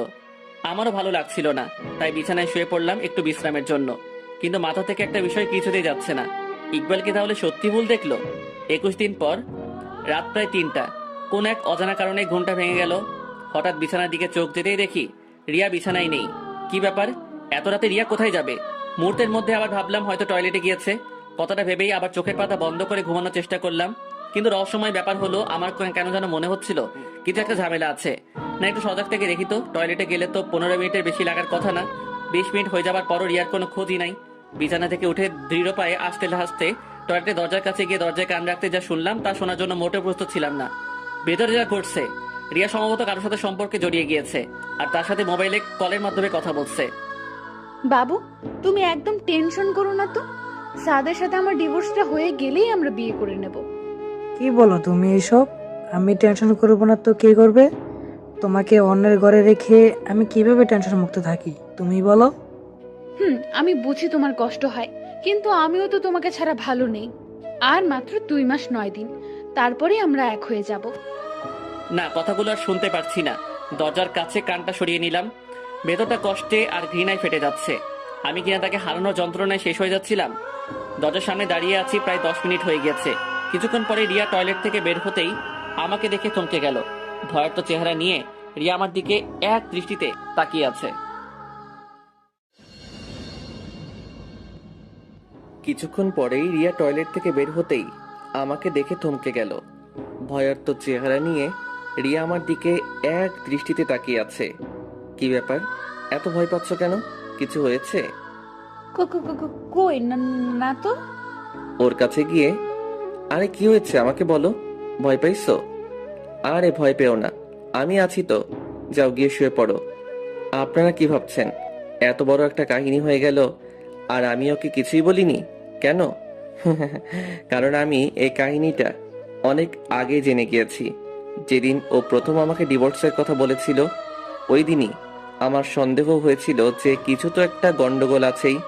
তারপর ইকবালের কথাটা শোনার পর আমার সন্দেহটা আরো তীব্র আকার ধারণ করলো। তারপর রিয়ার ফ্রেন্ড আফরিনকে কল দেওয়ার পর রিয়া আমার সাথে রাগ দেখিয়ে রুমের বাইরে যাওয়ার পর আমি আবারও আফরিনকে কল দিয়েছিলাম। আর আফরিনকে আমি বলি যে, আফরিন, রিয়া কখন বাসায় আসবে? সে কি, রিয়া তো সে কখন চলে গিয়েছে, এখনো বাসায় পৌঁছায়নি। বলো কি, রিয়া তোমার বাসা থেকে কয়টার দিকে বের হয়েছে? এই তো দুপুরে লাঞ্চের পরেই, এই ধরেন 2টার দিকে হবে। ও আচ্ছা, আমি ওকে মোবাইলে ট্রাই করেছিলাম আর কি, কিন্তু পাইনি। আমি তো একটু বাইরে, বাসায় গিয়ে দেখি ও আসছে কিনা। এই যে পাঠক সাহেবেরা, মিথ্যা বলছি বইলা আবার রাগ কইরেন না। বাইরে মাঝে মাঝে সত্যিটা সামনে বের করার জন্য কিছুটা মিথ্যা বলতে হয়। ও আচ্ছা, ও হয়তো পাশে চলে গিয়েছে, আপনি টেনশন করেন না। আর আমি ওর নাম্বারে ট্রাই করে দেখছি। না না, টেনশনের কিছু নাই, ও বাসাতেই আছে। আম্মু এখন মেসেজ দিয়ে বলল। তারপর আফরিনের কলটা কেটে দিয়েই সেদিন রাতে রিয়ার মোবাইলের কল লিস্ট চেক করে রিয়ার বয়ফ্রেন্ডের নাম্বারটা আমার মোবাইলে নিয়ে নিলাম। তারপর ওই হারামজাদারে কল দিয়া কৌশলে ওর ঠিকানা নিয়ে নিলাম। আর তারপর ওর ব্যাপারে গোপনীয়ভাবে খোঁজ নিয়ে জানতে পারলাম ওই হালায় আস্ত একটা ঢপবাজ। হালার অনেকগুলো গার্লফ্রেন্ড আছে। আর এই হালার পো হালার লাইগা আমার কিছু অবুঝ পাঠক ভাইয়েরা আজ সিঙ্গেল। যাই হোক, ওই হালার বেস্ট ফ্রেন্ডের থেকে জানতে পারলাম ও নাকি অনেক আগে থেকে রিয়াকে পছন্দ করত। আর আমার সাথে যখনই রিয়ার রিলেশন হয়ে যায়, আর তখন ওই হালাই প্ল্যান করে রিয়ার কাছে আমার কিছু মিথ্যা ইনফরমেশন দিয়ে আমাকে রিয়ার কাছে খারাপ সাজিয়ে আমার সাথে রিয়ার ব্রেকআপ করিয়ে নেয়।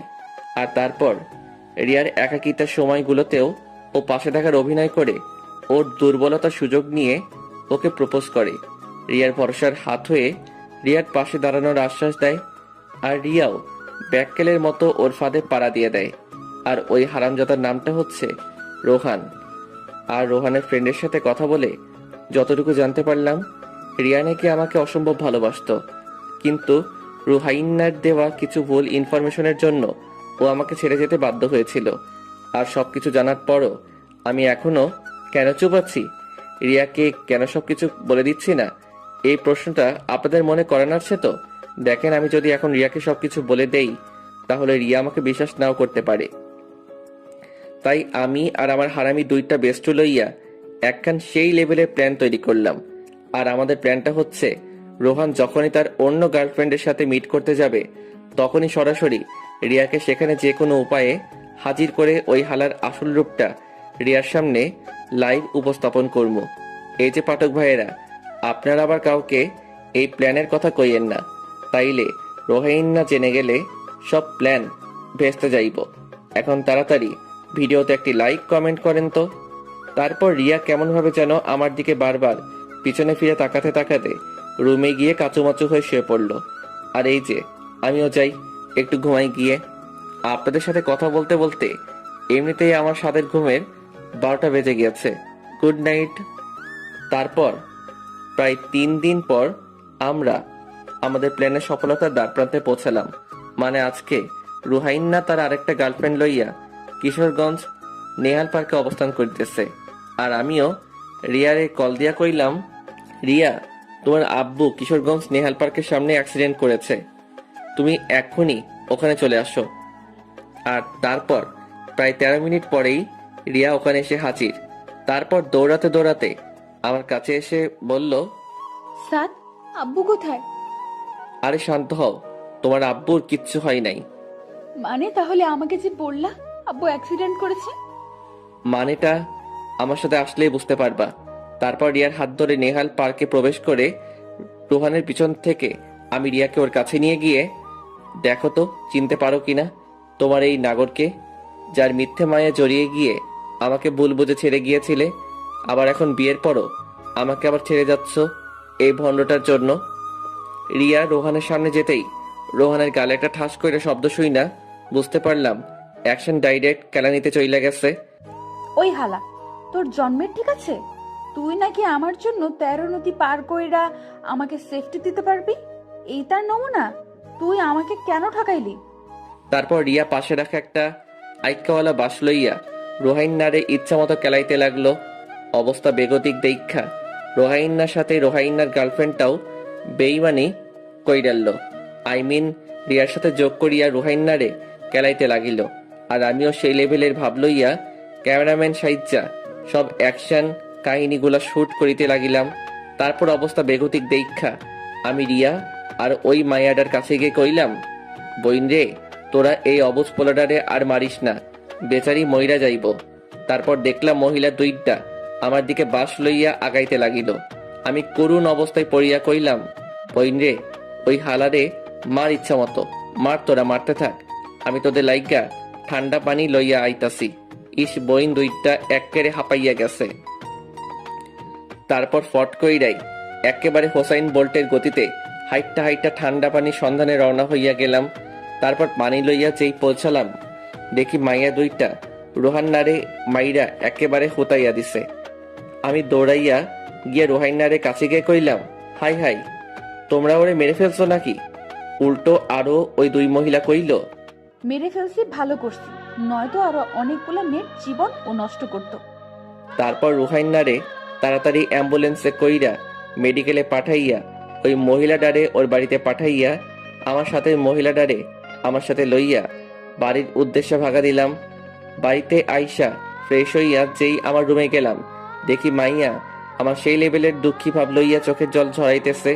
আমি ওর কাছে গিয়ে, রিয়া প্লিজ কান্না করো না, যা হবার তা তো হয়ে গেছে। তুই না হয় আমারে ভালোবাসিস নাই, তাই একটা মেয়ের সাথে রিলেশন করতে যাইতে পারছিলি, কিন্তু রুহাইন না, তোরা ছেলের জাতিটাই খারাপ। একটু আগে কি বললা? আমি অন্য কারোর সাথে রিলেশনে গিয়েছিলাম মানে? হ্যাঁ, আমার কাছে প্রুফ আছে। প্রুফ কোথা থেকে দেখাবে?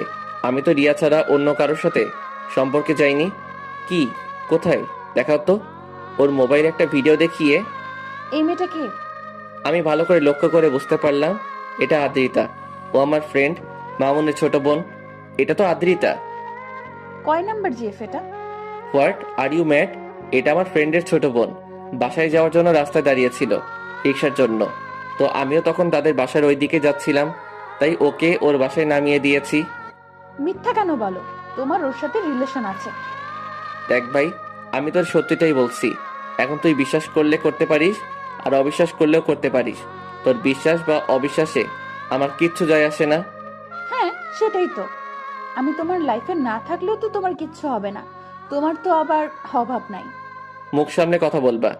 আমি আর সবার মতো একজনকে রেখে আরেকজনকে সামলাতে জানি না। ও, তা এখন আমি রিলেশনে গিয়েছি তাতেই দোষ? আর তুমি যে রাস্তায় বসে তোমার নিউ জিএফ অনিতাকে আমাদের বিয়ের 9 দিন পরও নিজের হাতে ফুচকা খাইয়ে দিয়েছ। ওর মুখে এই কথাটা শোনা মাত্রই আর নিজেকে সামলে রাখতে পারলাম না। ওর গালে একটা কষিয়ে থাপ্পড় বসিয়ে দিলাম। গালে হাত দিয়ে আমার দিকে অবাক হয়ে তাকিয়ে চোখের কোণে পানি টলমল করছে। সাত, তুমি? হ্যাঁ, আমি অনেক সহ্য করছি তোমার ফালতু বকবকানি, মিথ্যা অপবাদ, আর কত দিবা। আমার লাইফটা তুমি বরবাদ করে দিয়েছ। আনিতা আমার ভাগ্নি হয়, ও মাত্র ক্লাস 6-এ পড়ে, আর তুমি ওকেও রেহাই দিলা না।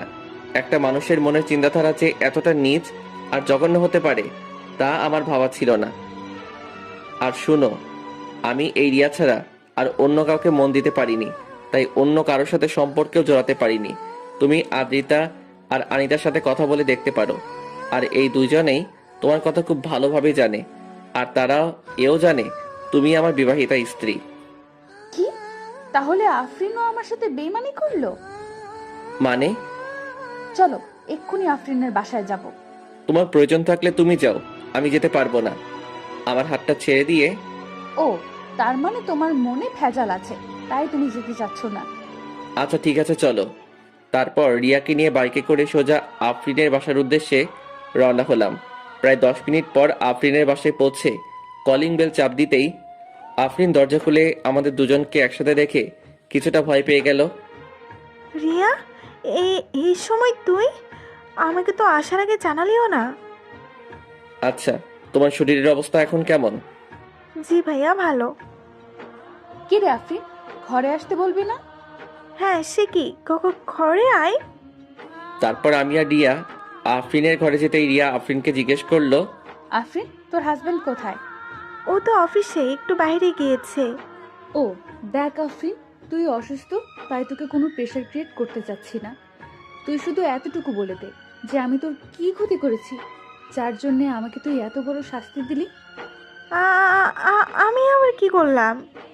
তুই গত মাসে আমাকে কয়েকটা ছবি দেখিয়েছিলি যেখানে সাদ অনিতাকে ফুচকা খাইয়ে দিচ্ছে, আর তুই এও বলেছিলি যে সাদের সাথে নাকি অনিতার সম্পর্ক আছে, আর এটা তুই অনিতার মুখ থেকেই জেনেছিলি। আফরিন চুপচাপ হয়ে নিচের দিকে তাকিয়ে বসে আছে।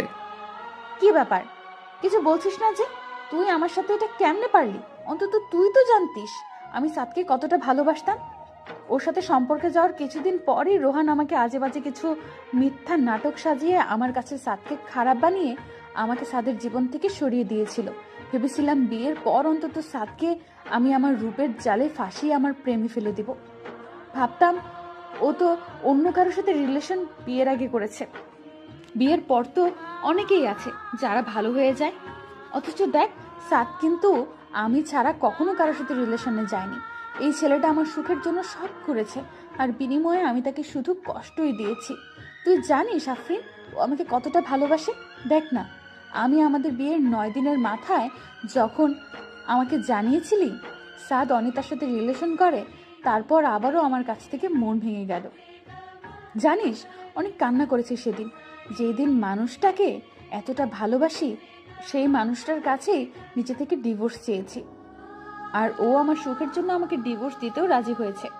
আজ ওর আম্মুর কাছে এই দোষ নিজের ঘাড়ে চাপিয়ে আমাকে ওর আম্মুর কাছে ভালো মেয়ে হিসেবে রেখে দিয়েছে। অথচ দেখ, ওর আম্মু এই কারণে আর ওর সাথে কথা বলা বন্ধ করে দিয়েছে। একটা মানুষকে আর কত কষ্ট দেওয়া যায়। আচ্ছা আফরিন, তোর উপর আমার কোনো প্রতিশোধ নেওয়ার ইচ্ছে নেই, শুধু এইটুকু আমি জানতে চাই, আমি তোর কি এমন ক্ষতি করেছিলাম যার জন্য তুই আমাকে এত বড় শাস্তি দিলি? এখানে তোর কোনো দোষ নেই, এখানে পুরো অপরাধটাই আমার। গত মাসে তোর ভাই কিডনির সমস্যার জন্য মেডিকেলে ভর্তি করিয়েছিলাম। হ্যাঁ, সেটাই তো আমি জানি। কিন্তু তুই এটা জানিস না, ওকে সুস্থ করে তুলতে আমার তখন 10 লাখ টাকার মতো লাগতো। জানিস, আত্মীয় স্বজনদের মধ্যে কারোর কাছে তখন একটা টাকাও পাইনি। আমরা তো মধ্যবিত্ত, কোথা থেকে এত টাকা জোগাড় করবো বল? আর অন্যদিকে সাপির মৃত্যুর মুখে ঢলে পড়ছিল প্রতিটা মুহূর্তে। রিয়া, তুই আমাকে শাস্তি দে। বিশ্বাস কর, সাত ভাই অনেক ভালো, আর তুই অনেক ভাগ্যবতী একটা মেয়ে যে 7 ভাইয়ের একটা মানুষকে তোর লাইফ পার্টনার হিসেবে পেয়েছিস। রিয়া, জানিস, এই টাকার জন্য যখন আমার দিশাহারার মতো অবস্থা, তখন আমার কাছে একটা বাজে প্রস্তাব আসে, আর সেই প্রস্তাবটা নিয়ে এসেছিল রোহান। ও তখন বলেছিল, যদি আমি তোর চোখে সাদকে খারাপ বানিয়ে তোদের আলাদা করতে পারি তাহলে রোহান আমাকে 10 লাখ টাকা দেবে। আর আমিও আমার স্বামীকে বাঁচানোর জন্য এত বড় একটা খারাপ কাজ করতে রাজি হয়েছিলাম। তুই শুধুমাত্র টাকার জন্য? ছি, তুই আমাকে বলতে পারতি, আমি তোকে টাকা দিতাম। আমাকে মাফ করে দে, আমি খুব বড় অন্যায় করে ফেলেছি। আফরিনের কথায় কান্না দিয়ে আমার হাত ধরে বলল, সাথ চলো, বাসায় যাব। তারপর রিয়াকে নিয়ে বাসায় চলে আসলাম। রাতে বিছানায় শুয়ে আছি, এমন সময় রিয়া এসে আমার পা জড়িয়ে ধরে কান্না করতে করতে বলল, সাদ, আমার ভুল হয়ে গিয়েছে, আমাকে মাফ করে দাও। দেখো, যা হবার তা হয়ে গিয়েছে, এখন আর আমার কিছু করার নেই। ডিভোর্স পেপারটা হাতে আসলেই আমি সাইন করে তোমাকে মুক্তি দিয়ে দিব। স্যার, আমি তো ইচ্ছে করে কিছু করিনি, আর আমি তো তোমায় ভালোবাসি। দেখো, আমি তোমার কোনো কথা শুনতে চাই না, প্লিজ আমাকে আমার মতো থাকতে দাও। আচ্ছা, তুমি খাটে ঘুমিয়ে যাও, আমি নিচে ঘুমাবো। তারপর রিয়ার কথার কোনো উপেক্ষা না করেই আমি নিচে বিছানা করে শুয়ে পড়লাম। পরের দিন সকালে নাস্তা করে বাইরে বেরোতে যাব, ঠিক তখনই রিয়া আমার সামনে এসে আমাকে হঠাৎ করে জড়িয়ে ধরে হু হু করে কান্না করে দিল। এই কি হয়েছে? এমন বোকার মতো কান্না করতেছো কেন? প্লিজ আমায় ছেড়ে দিও না, আমি তোমায় অনেক ভালোবাসি। শুনো, একটা মানুষকে শুধুমাত্র ভালোবাসলেই হয় না, তার প্রতি বিশ্বাস আর ভরসাটাও রাখতে হয়, যেটা তোমার মধ্যে নেই। স্যার, আমি তোমায় অনেক বিশ্বাস করি। বিশ্বাস? তাও তুমি, এই আমাকে? How funny. শুনো, ভালোবাসার মানুষটা ভুল করলেও তাকে শুধরানোর একটা সুযোগ দিতে হয়, তার পাশে থেকে ওই ভুল পথ থেকে তাকে ফিরিয়ে আনতে হয়। আর তাতেও যদি সেই মানুষটার মধ্যে কোনো পরিবর্তন না ঘটে তাহলে তাকে ছেড়ে দেওয়াটাই শ্রেয়। কিন্তু তুমি তুমি কি করছো? দেখো, আমাকে এইবারের মতো মাফ করে দাও। আমি আর কখনো এমন ভুল করব না। মাফ? তাও তোমায়? কই, আমাকে তো তুমি মাফ করনি। আমি যে তোমায় বলেছিলাম আমার আম্মু হার্টের রোগী, আমার আম্মু এটা সইতে পারবে না। তুমি আমাকে ডিভোর্স দিও না, আমি তোমার সব কথাই শুনবো, তোমার কোনো প্রকার কষ্টের কারণ হব না। আমাকে তো তুমি একটা সুযোগও দাওনি। আচ্ছা, আমি তো কোনো ভুল করিনি, তাও তুমি আমার শাস্তি দিয়েছ। আচ্ছা, তুমি ফিরিয়ে দিতে পারবে আমার কষ্টের সেই রাতগুলো? ফিরিয়ে আনতে পারবে আমার আর আম্মুর সেই বন্ধু মোহন সম্পর্কটাকে? আমার আম্মুর চোখের জলের মূল্য তুমি রিয়া দিতে পারবে? আমার আম্মু তো কোনো ভুল করেনি, তোমাকে সে নিজের মেয়ের থেকেও বেশি ভালো আর ভরসা করত। আর সে মানুষটার চোখের পানিও তোমার হৃদয়টাকে নরম করতে পারেনি। আমাকে তুমি যে শাস্তি দেবে আমি মাথা পেতে নিব, তবুও আমাকে ছেড়ে দিও না প্লিজ। আই এম সরি, তোমার শাস্তি একটাই, তুমি আমার জীবন থেকে চলে যাও। কথাটা বলেই আমি আমার বাইরে চলে আসলাম। রুবেলকে আর হাবিবকে কল দিয়ে আড্ডাখানায় আসতে বলে আমিও আড্ডাখানায় চলে গেলাম। তারপর ওদের সাথে আড্ডা দিয়ে দুপুরের দিকে বাসায় ফিরে গোসল করে দুপুরের খাবার খেয়ে একটু বিশ্রাম নিচ্ছিলাম। তখনই খেয়াল করলাম রিয়া রুমে বসে নীরবে চোখে জল ফেলতেছে। হঠাৎ করে কেমন যেন একটু মায়া হলো। আমি উঠে তার কাছে গিয়ে বসলাম। তারপর ওকে বললাম, দেখো রিয়া, কান্না করলে আর এখন কোনো লাভ হবে না। এত সুন্দর চেহারাটা শুধু শুধু খারাপ করো না। আমি একদিকে কান্না করতেছি আর তুই মজা লস? লেখোকা, আমি মজা লইলাম কই? আমি তো তোমাকে ভালো উপদেশ দিচ্ছি। দেখো, তোমার এই সুন্দর চেহারাটা নষ্ট হয়ে গেলে আর কেউই তোমার দিকে ফিরেও তাকাবে না। আর রোহানের মতো ছেলেরা তোমাকে পাওয়ার আকাঙ্ক্ষাও করবে না। তখন তোমার কি হবে? প্লিজ কান্না করো না। তুমি থাকো তোমার উপদেশ নিয়ে। কথাটা কইয়াই এক বদনা রাগ আমার দিকে ছুঁড়ে মাইরা আর এক বস্তা রাগ তাহার সাথে লইয়া ছাদের উদ্দেশ্যে ভাগা দিল। যা বাবা, বেশি কষ্ট দিয়ে ফেললাম না তো? নিশ্চয়ই এখন ছাদে গিয়ে ফুপিয়ে ফুপিয়ে কান্না করবে। থাক, কষ্ট পাক গিয়ে। সে কষ্ট পাইলে আমার কি? একটু কষ্ট করে বোঝুক। অন্য কাউকে কষ্ট দিলে তা সহ্য করতে তা কতটা কষ্ট হয়। তারপর আমিও হাত পা ছাইরা দিয়া সেই লেভেলের একটা ঘুম দিলাম। বিকেলের দিকে ঘুম ভাঙলো রুবেলের কলের রিংটং এর আওয়াজে। কিরে? কি রে বেটা, কই তুই? বাসায় ঘুমাইতেছি। তাড়াতাড়ি ঘুমটা পকেটে লয়ে আড্ডাখানায় আয়। আচ্ছা ভাই, মই আইতে আসি। তারপর বিছানা থেকে উঠে ফ্রেশ হয়ে আড্ডাখানার উদ্দেশ্যে বেরিয়ে পড়লাম। তারপর হারামিগুলোর সাথে আড্ডা শেষ করে রাতে বাসায় ফিরলাম।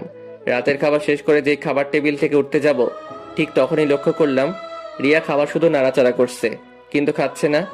রিয়া, খাচ্ছ না কেন? আমার দিকে করুণ দৃষ্টিতে তাকিয়ে বলল, আমার খেতে ইচ্ছে করে না। মা, আমার তোমার কিছু হয়েছে? শরীর খারাপ? না বাবা, আমি ঠিক আছে।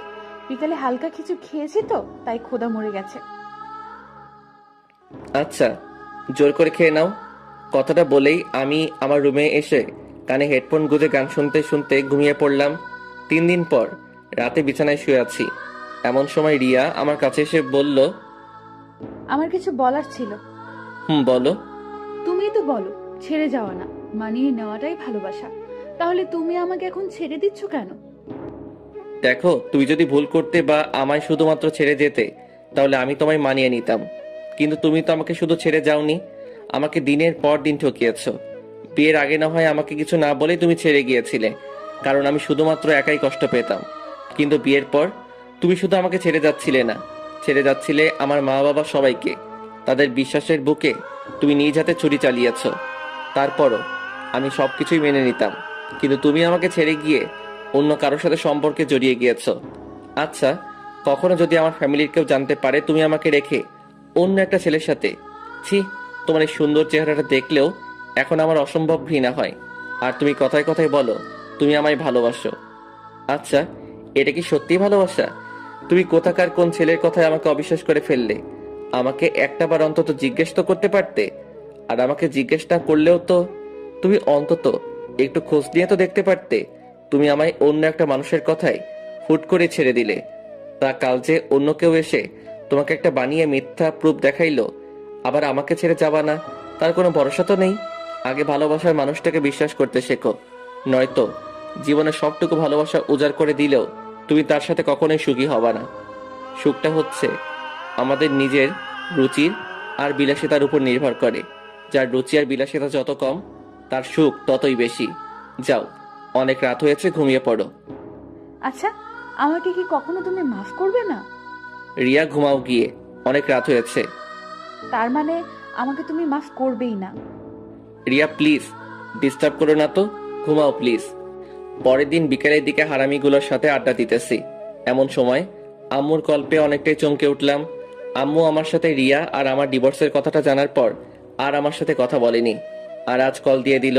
আমি তাড়াহুড়ো করে কলটা রিসিভ করতেই ওপাশ থেকে আম্মু ভয়ার্থ কণ্ঠে বলে উঠল, সাত, বাসায় আয় এক্ষুনি। রিয়া কেমন যেন করছে, মনে হয় উল্টোপাল্টা কিছু খেয়েছে, ওর অবস্থা খুবই খারাপ, তুই তাড়াতাড়ি আয়। আমি আর এক মুহূর্তের জন্য দেরি না করেই বাসার উদ্দেশ্যে দৌড় দিলাম। আমার এমন পাগলামো দেখে রুবেল আর হাবিবও আমার সাথে সাথে দৌড় দিল। সাদ, কি হয়েছে? আমি কিছু বলতে পারছি না, শুধু দৌড়াচ্ছি। সাদ প্লিজ, কি হয়েছে বল। প্লিজ, তোর আমার সাথে আয়। রিয়ার কি যেন হয়েছে। তারপর বাসায় পৌঁছে যে রিয়ার কাছে গেলাম, দেখি ওর মুখ দিয়ে লাল বের হচ্ছে আর অনেক বমি করতেছে। ওকে আমি কোলে নিতেই ওর হাত থেকে বিষের একটা ছোট সরে পড়ল। সর্বনাশ হয়ে গেছে, রিয়া তো বিষ খাইছে। সাদ, আমি গাড়ি বের করছি, তুই রিয়াকে বাইরে নিয়ে আয়। তারপর রিয়াকে কোলে নিয়ে গাড়িতে উঠিয়েই মেডিকেলের উদ্দেশ্যে রওনা হলাম।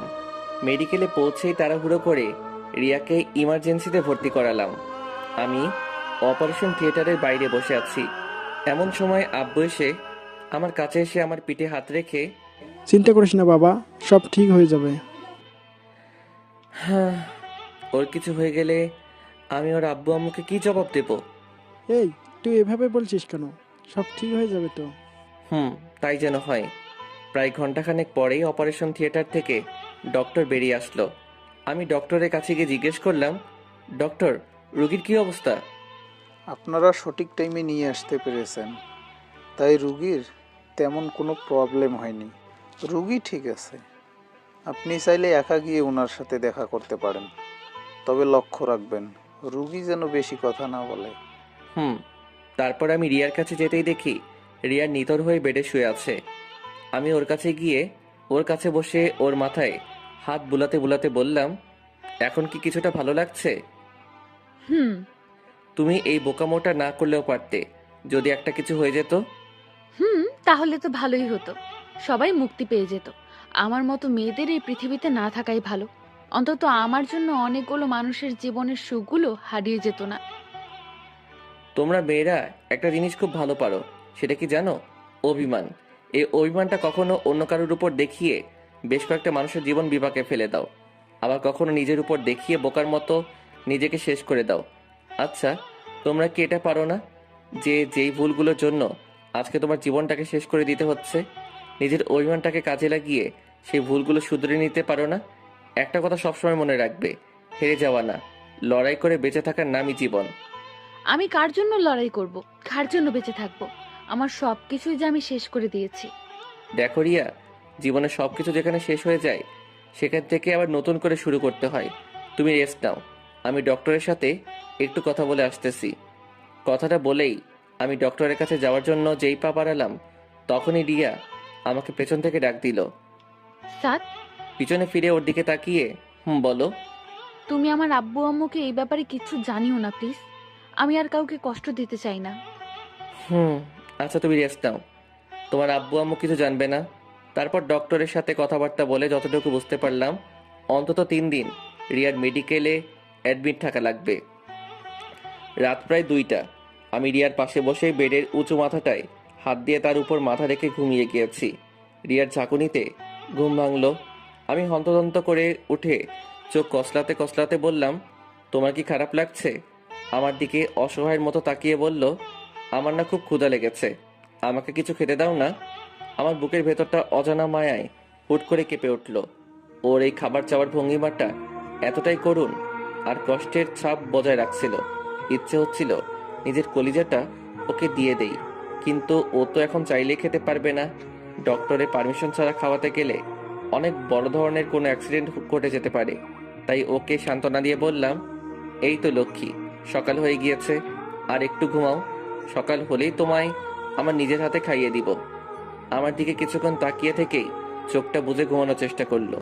তারপর সকালে ডক্টর আসার পর রিয়াকে চেক আপ করে ডক্টর জানালো যে দুপুরের দিকে তাকে খাওয়ানো যাবে, তবে খুব অল্প পরিমাণ খাবার খাওয়াতে হবে। তারপর আমি রিয়ার কাছে যেতেই রিয়া বলল, তুমি টেনশন করো না তো, ডক্টর যা বলেছে আমি সব শুনেছি। আমি এখন একটু ঘুমাই, আর তুমি খেয়ে নাও। না খেয়ে খেয়ে কতটা শুকিয়ে গিয়েছো। আচ্ছা তুমি ঘুমাও, আমি খেয়ে নেব নে। না, তুমি এক্ষুনি খাবা, যাও খেয়ে নাও। আমি ঘুমাচ্ছি। কি হলো? তুমি ঘুমাও, আমি খেয়ে নেব। কথাটা বলে আমি রিয়ার কপালে একটা চুমু এঁকে দিয়ে ওর মাথায় হাত বুলাতে লাগলাম। কিছুক্ষণ পরই খেয়াল করলাম রিয়া ঘুমিয়ে গিয়েছে। এই পইটা চেহারাটা এই কয়েকদিনের ব্যবধানে একেবারে রানু মণ্ডলের আকার ধারণ কইরা লাগছে। পরের দিন রিয়াকে মেডিকেল থেকে বাসায় নিয়ে গেলাম। রাতে খাবার খেয়ে রুমে এসে শুয়ে বিশ্রাম নিচ্ছি। এমন সময় রিয়া আমার কাছে এসে বলল, এ কি, তুমি নিচেই বিছানা করছো কেন? আমি তো নিচেই ঘুমাবো। তুমি কি আমায় কখনোই ক্ষমা করবে না? সেটা সময় হলেই বুঝতে পারবে। এখন ঘুমাও। আর শোনো, আশা করি মৃত্যুর স্বাদটা যে কতটা কঠিন আর ভয়ানক সেটা কিছুটা হলেও আন্দাজ করতে পেরেছ। আমি জানি এমন বোকামি আর কখনো করবা না। যাও ঘুমিয়ে পড়ো। লক্ষ্য করলাম রিয়া আর কিছু না বলেই চুপচাপ শুয়ে পড়ল।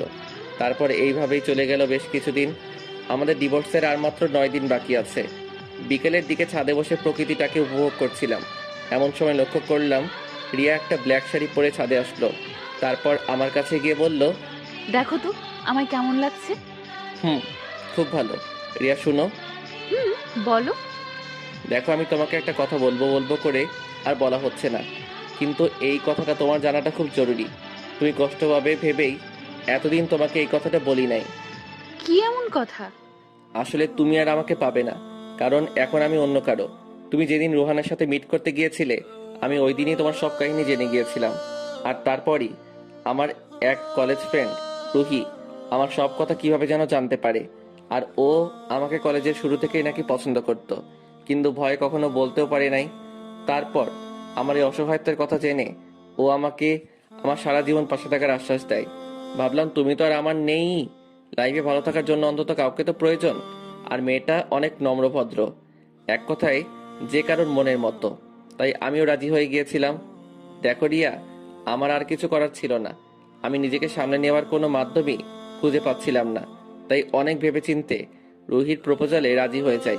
রিয়া প্লিজ, তুমি আমাকে ভুলে যাও। আমি রুহিকে ঠকাতে পারবো না।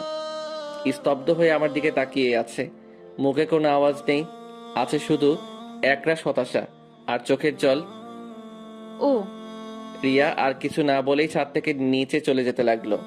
বেচারি নিশ্চয়ই এখন রুমে গিয়ে ফুপিয়ে ফুপিয়ে কান্না করবে। তারপর দেখতে দেখতেই আরো 4টা দিন কেটে গেল, আর মাত্র 5টা দিন। তারপরই আমার আর রিয়ার রাস্তা আলাদা, দুজন দুই দিকে। কেউ কাউকে চাইলেই দেখতে পারবো না, চাইলেই তার সাথে ঝগড়া করতে পারবো না। কেউ আর আমাকে জ্বালাবেও না। আমারও আর কারো জন্য সময় মতো বাসায় ফিরতে হবে না। আমরা দুজনেই মুক্ত হয়ে যাব। কারোরই কোনো ধরনের প্যারা থাকবে না, থাকবে না কারো অভিযোগ। আচ্ছা, আমরা দুজন আলাদা হলেই কি সব ঠিক হয়ে যাবে? আমরা সত্যি দুজন দুজনকে ছাড়া হ্যাপি থাকবো? কথাগুলো আমাদের বাসার করিডোরে দাঁড়িয়ে ভাবছি। ঠিক তখনই কারো ঠান্ডা আর শীতল হাতের স্পর্শে পিছনে ফিরে তাকাতেই দেখি আম্মু। আম্মু তুমি? হ্যাঁ আমি। তোরা তো নিজেদের ইচ্ছেতেই আলাদা হয়ে যেতে চাচ্ছিস। আচ্ছা, তোরা আলাদা হয়ে গেলে কি ভালো থাকবি? তোদের সমস্যাটা কি জানিস? কি? তোদের ইগো। এই ইগোটাকে তোরা প্রাধান্য দিতে গিয়ে তোরা নিজেরাই হেরে যাচ্ছিস, আর জিতে যাচ্ছে ইগো। একটু ভেবে দেখিস, রিয়া এই পর্যন্ত যা যা করেছে আমি সব কিছুই জানি। মানে তুমি কি জানো? রোহানের ব্যাপার থেকে শুরু করে সব কিছুই জানি। তবে মেয়েটা না বুঝে ভুল করে ফেলেছে, তাই বলে তুই ওর মতো ভুল করবি? কথাটা বলেই আম্মু রুমের দিকে পা বাড়ালো। আমারও কেন যেন কিছু ভালো লাগছিল না, তাই রুমে গিয়ে একটু ঘুমানোর চেষ্টা করলাম, কিন্তু কিছুতেই ঘুম আসছিল না। এমন সময় রিয়া এসে বলল, তুমি কি ফ্রি আছো? কিন্তু কেন? না মানে একটু আমাদের বাসায় যাবা? আব্বু আম্মুকে খুব দেখতে ইচ্ছে করছে।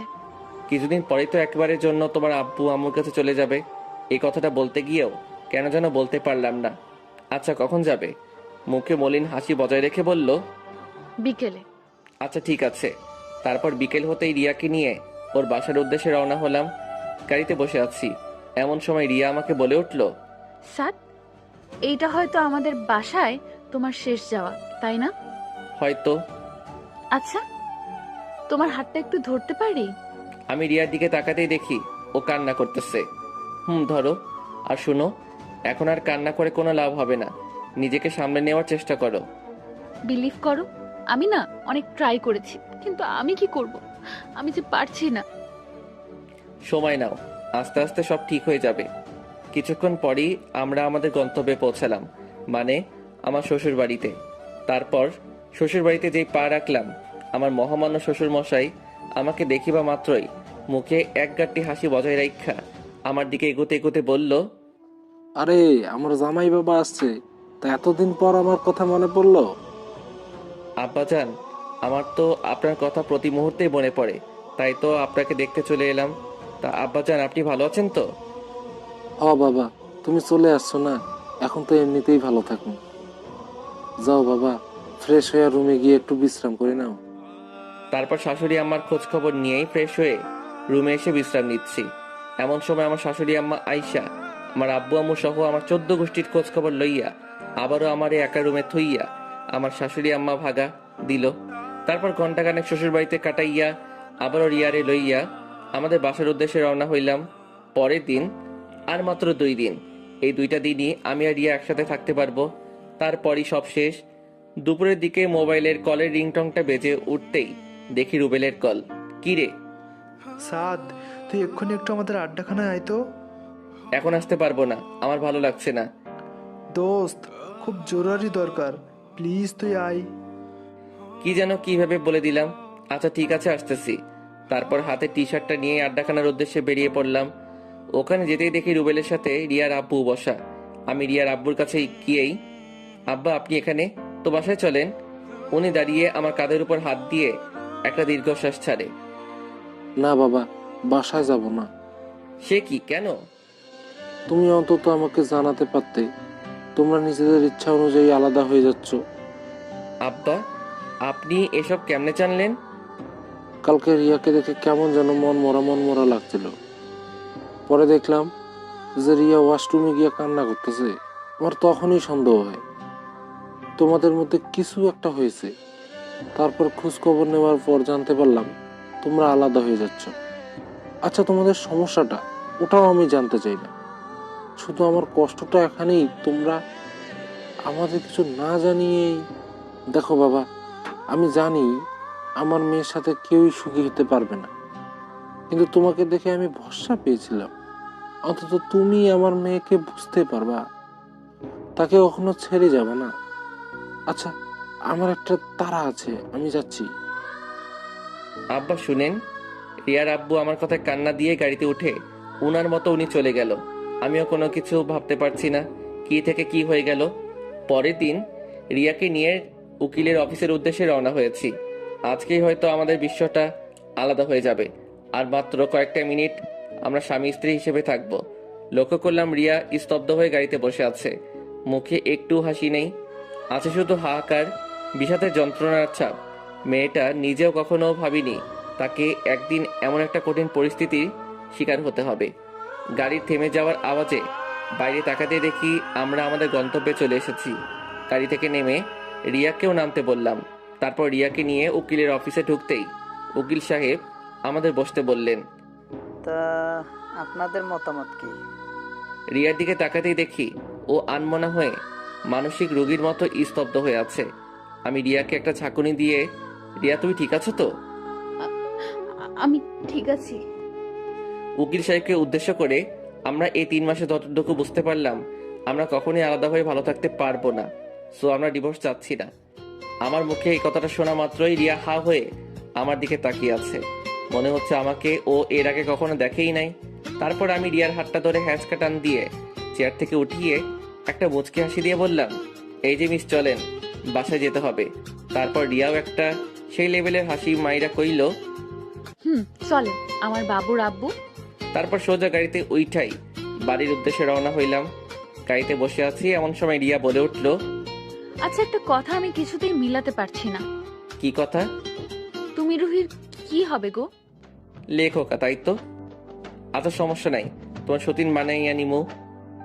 কি হারামজাদা, তুই শুধু আমার, অন্য কেউ ভাগ বসাতে আসলে মেরে তক্তা বানিয়ে দেব। ভাইরে, এইবার আমার কলারটা ছাড়। আর রুহি বলতে কেউ নাই, ওটা এমনি তোমাকে বলেছিলাম। কি তার মানে তুই আমাকে কষ্ট দেওয়ার জন্য? আমার বুকের কাছে জড়িয়ে নিয়ে ওলে আমার সোনাটা, তোমাকে কষ্ট দেওয়ার জন্য বলি নাই তো। তুমি যেন আমাকে কখনো ছেড়ে না যাও, ওই জন্য ওইটা করেছি। এখন তো বুঝতে পারছো প্রিয় মানুষটা অন্য কারো হয়ে গেলে কতটা কষ্ট হয়। I am really sorry. এই লক্ষ্মী, সরি বলা লাগবে না। তারপর বাসায় ফিরতেই আম্মু আমাদের দুইটারে এক লগে দেখা সেই লেভেলের শখ খাইয়া ফিট হইয়া গেল। আর খুশিতে গদগদ করতে আমার পেটে একখানা গোতা মাইরা কইল, আমার কিন্তু খুব তাড়াতাড়ি একটা নাতি চাই। আমিও এক ডিব্বা লজ্জা লইয়া ওই স্থান থেকে ভাগা দিয়া সোজা আমার রুমে আইসা শুইয়া ঘুমাইতে লাগিলাম। রাতের খাওয়া দাওয়া শেষ করে রুমে আসতেই রিয়ারে কইলাম, বউ গো। বলো আমার পরাণের স্বামী। আম্মা আজকে কি কইছিল মনে আছে? উনাকে ডাকে একটা নাতি আয়না দিতে হইব। যা, তোমার লজ্জা শরম নাই? পাঠকদের সামনেই এসব কথা বলতেছো। তাই তো। ভাইজান ভাগেন, আপনাদেরকে আর কিছু কওনা যাইতো না।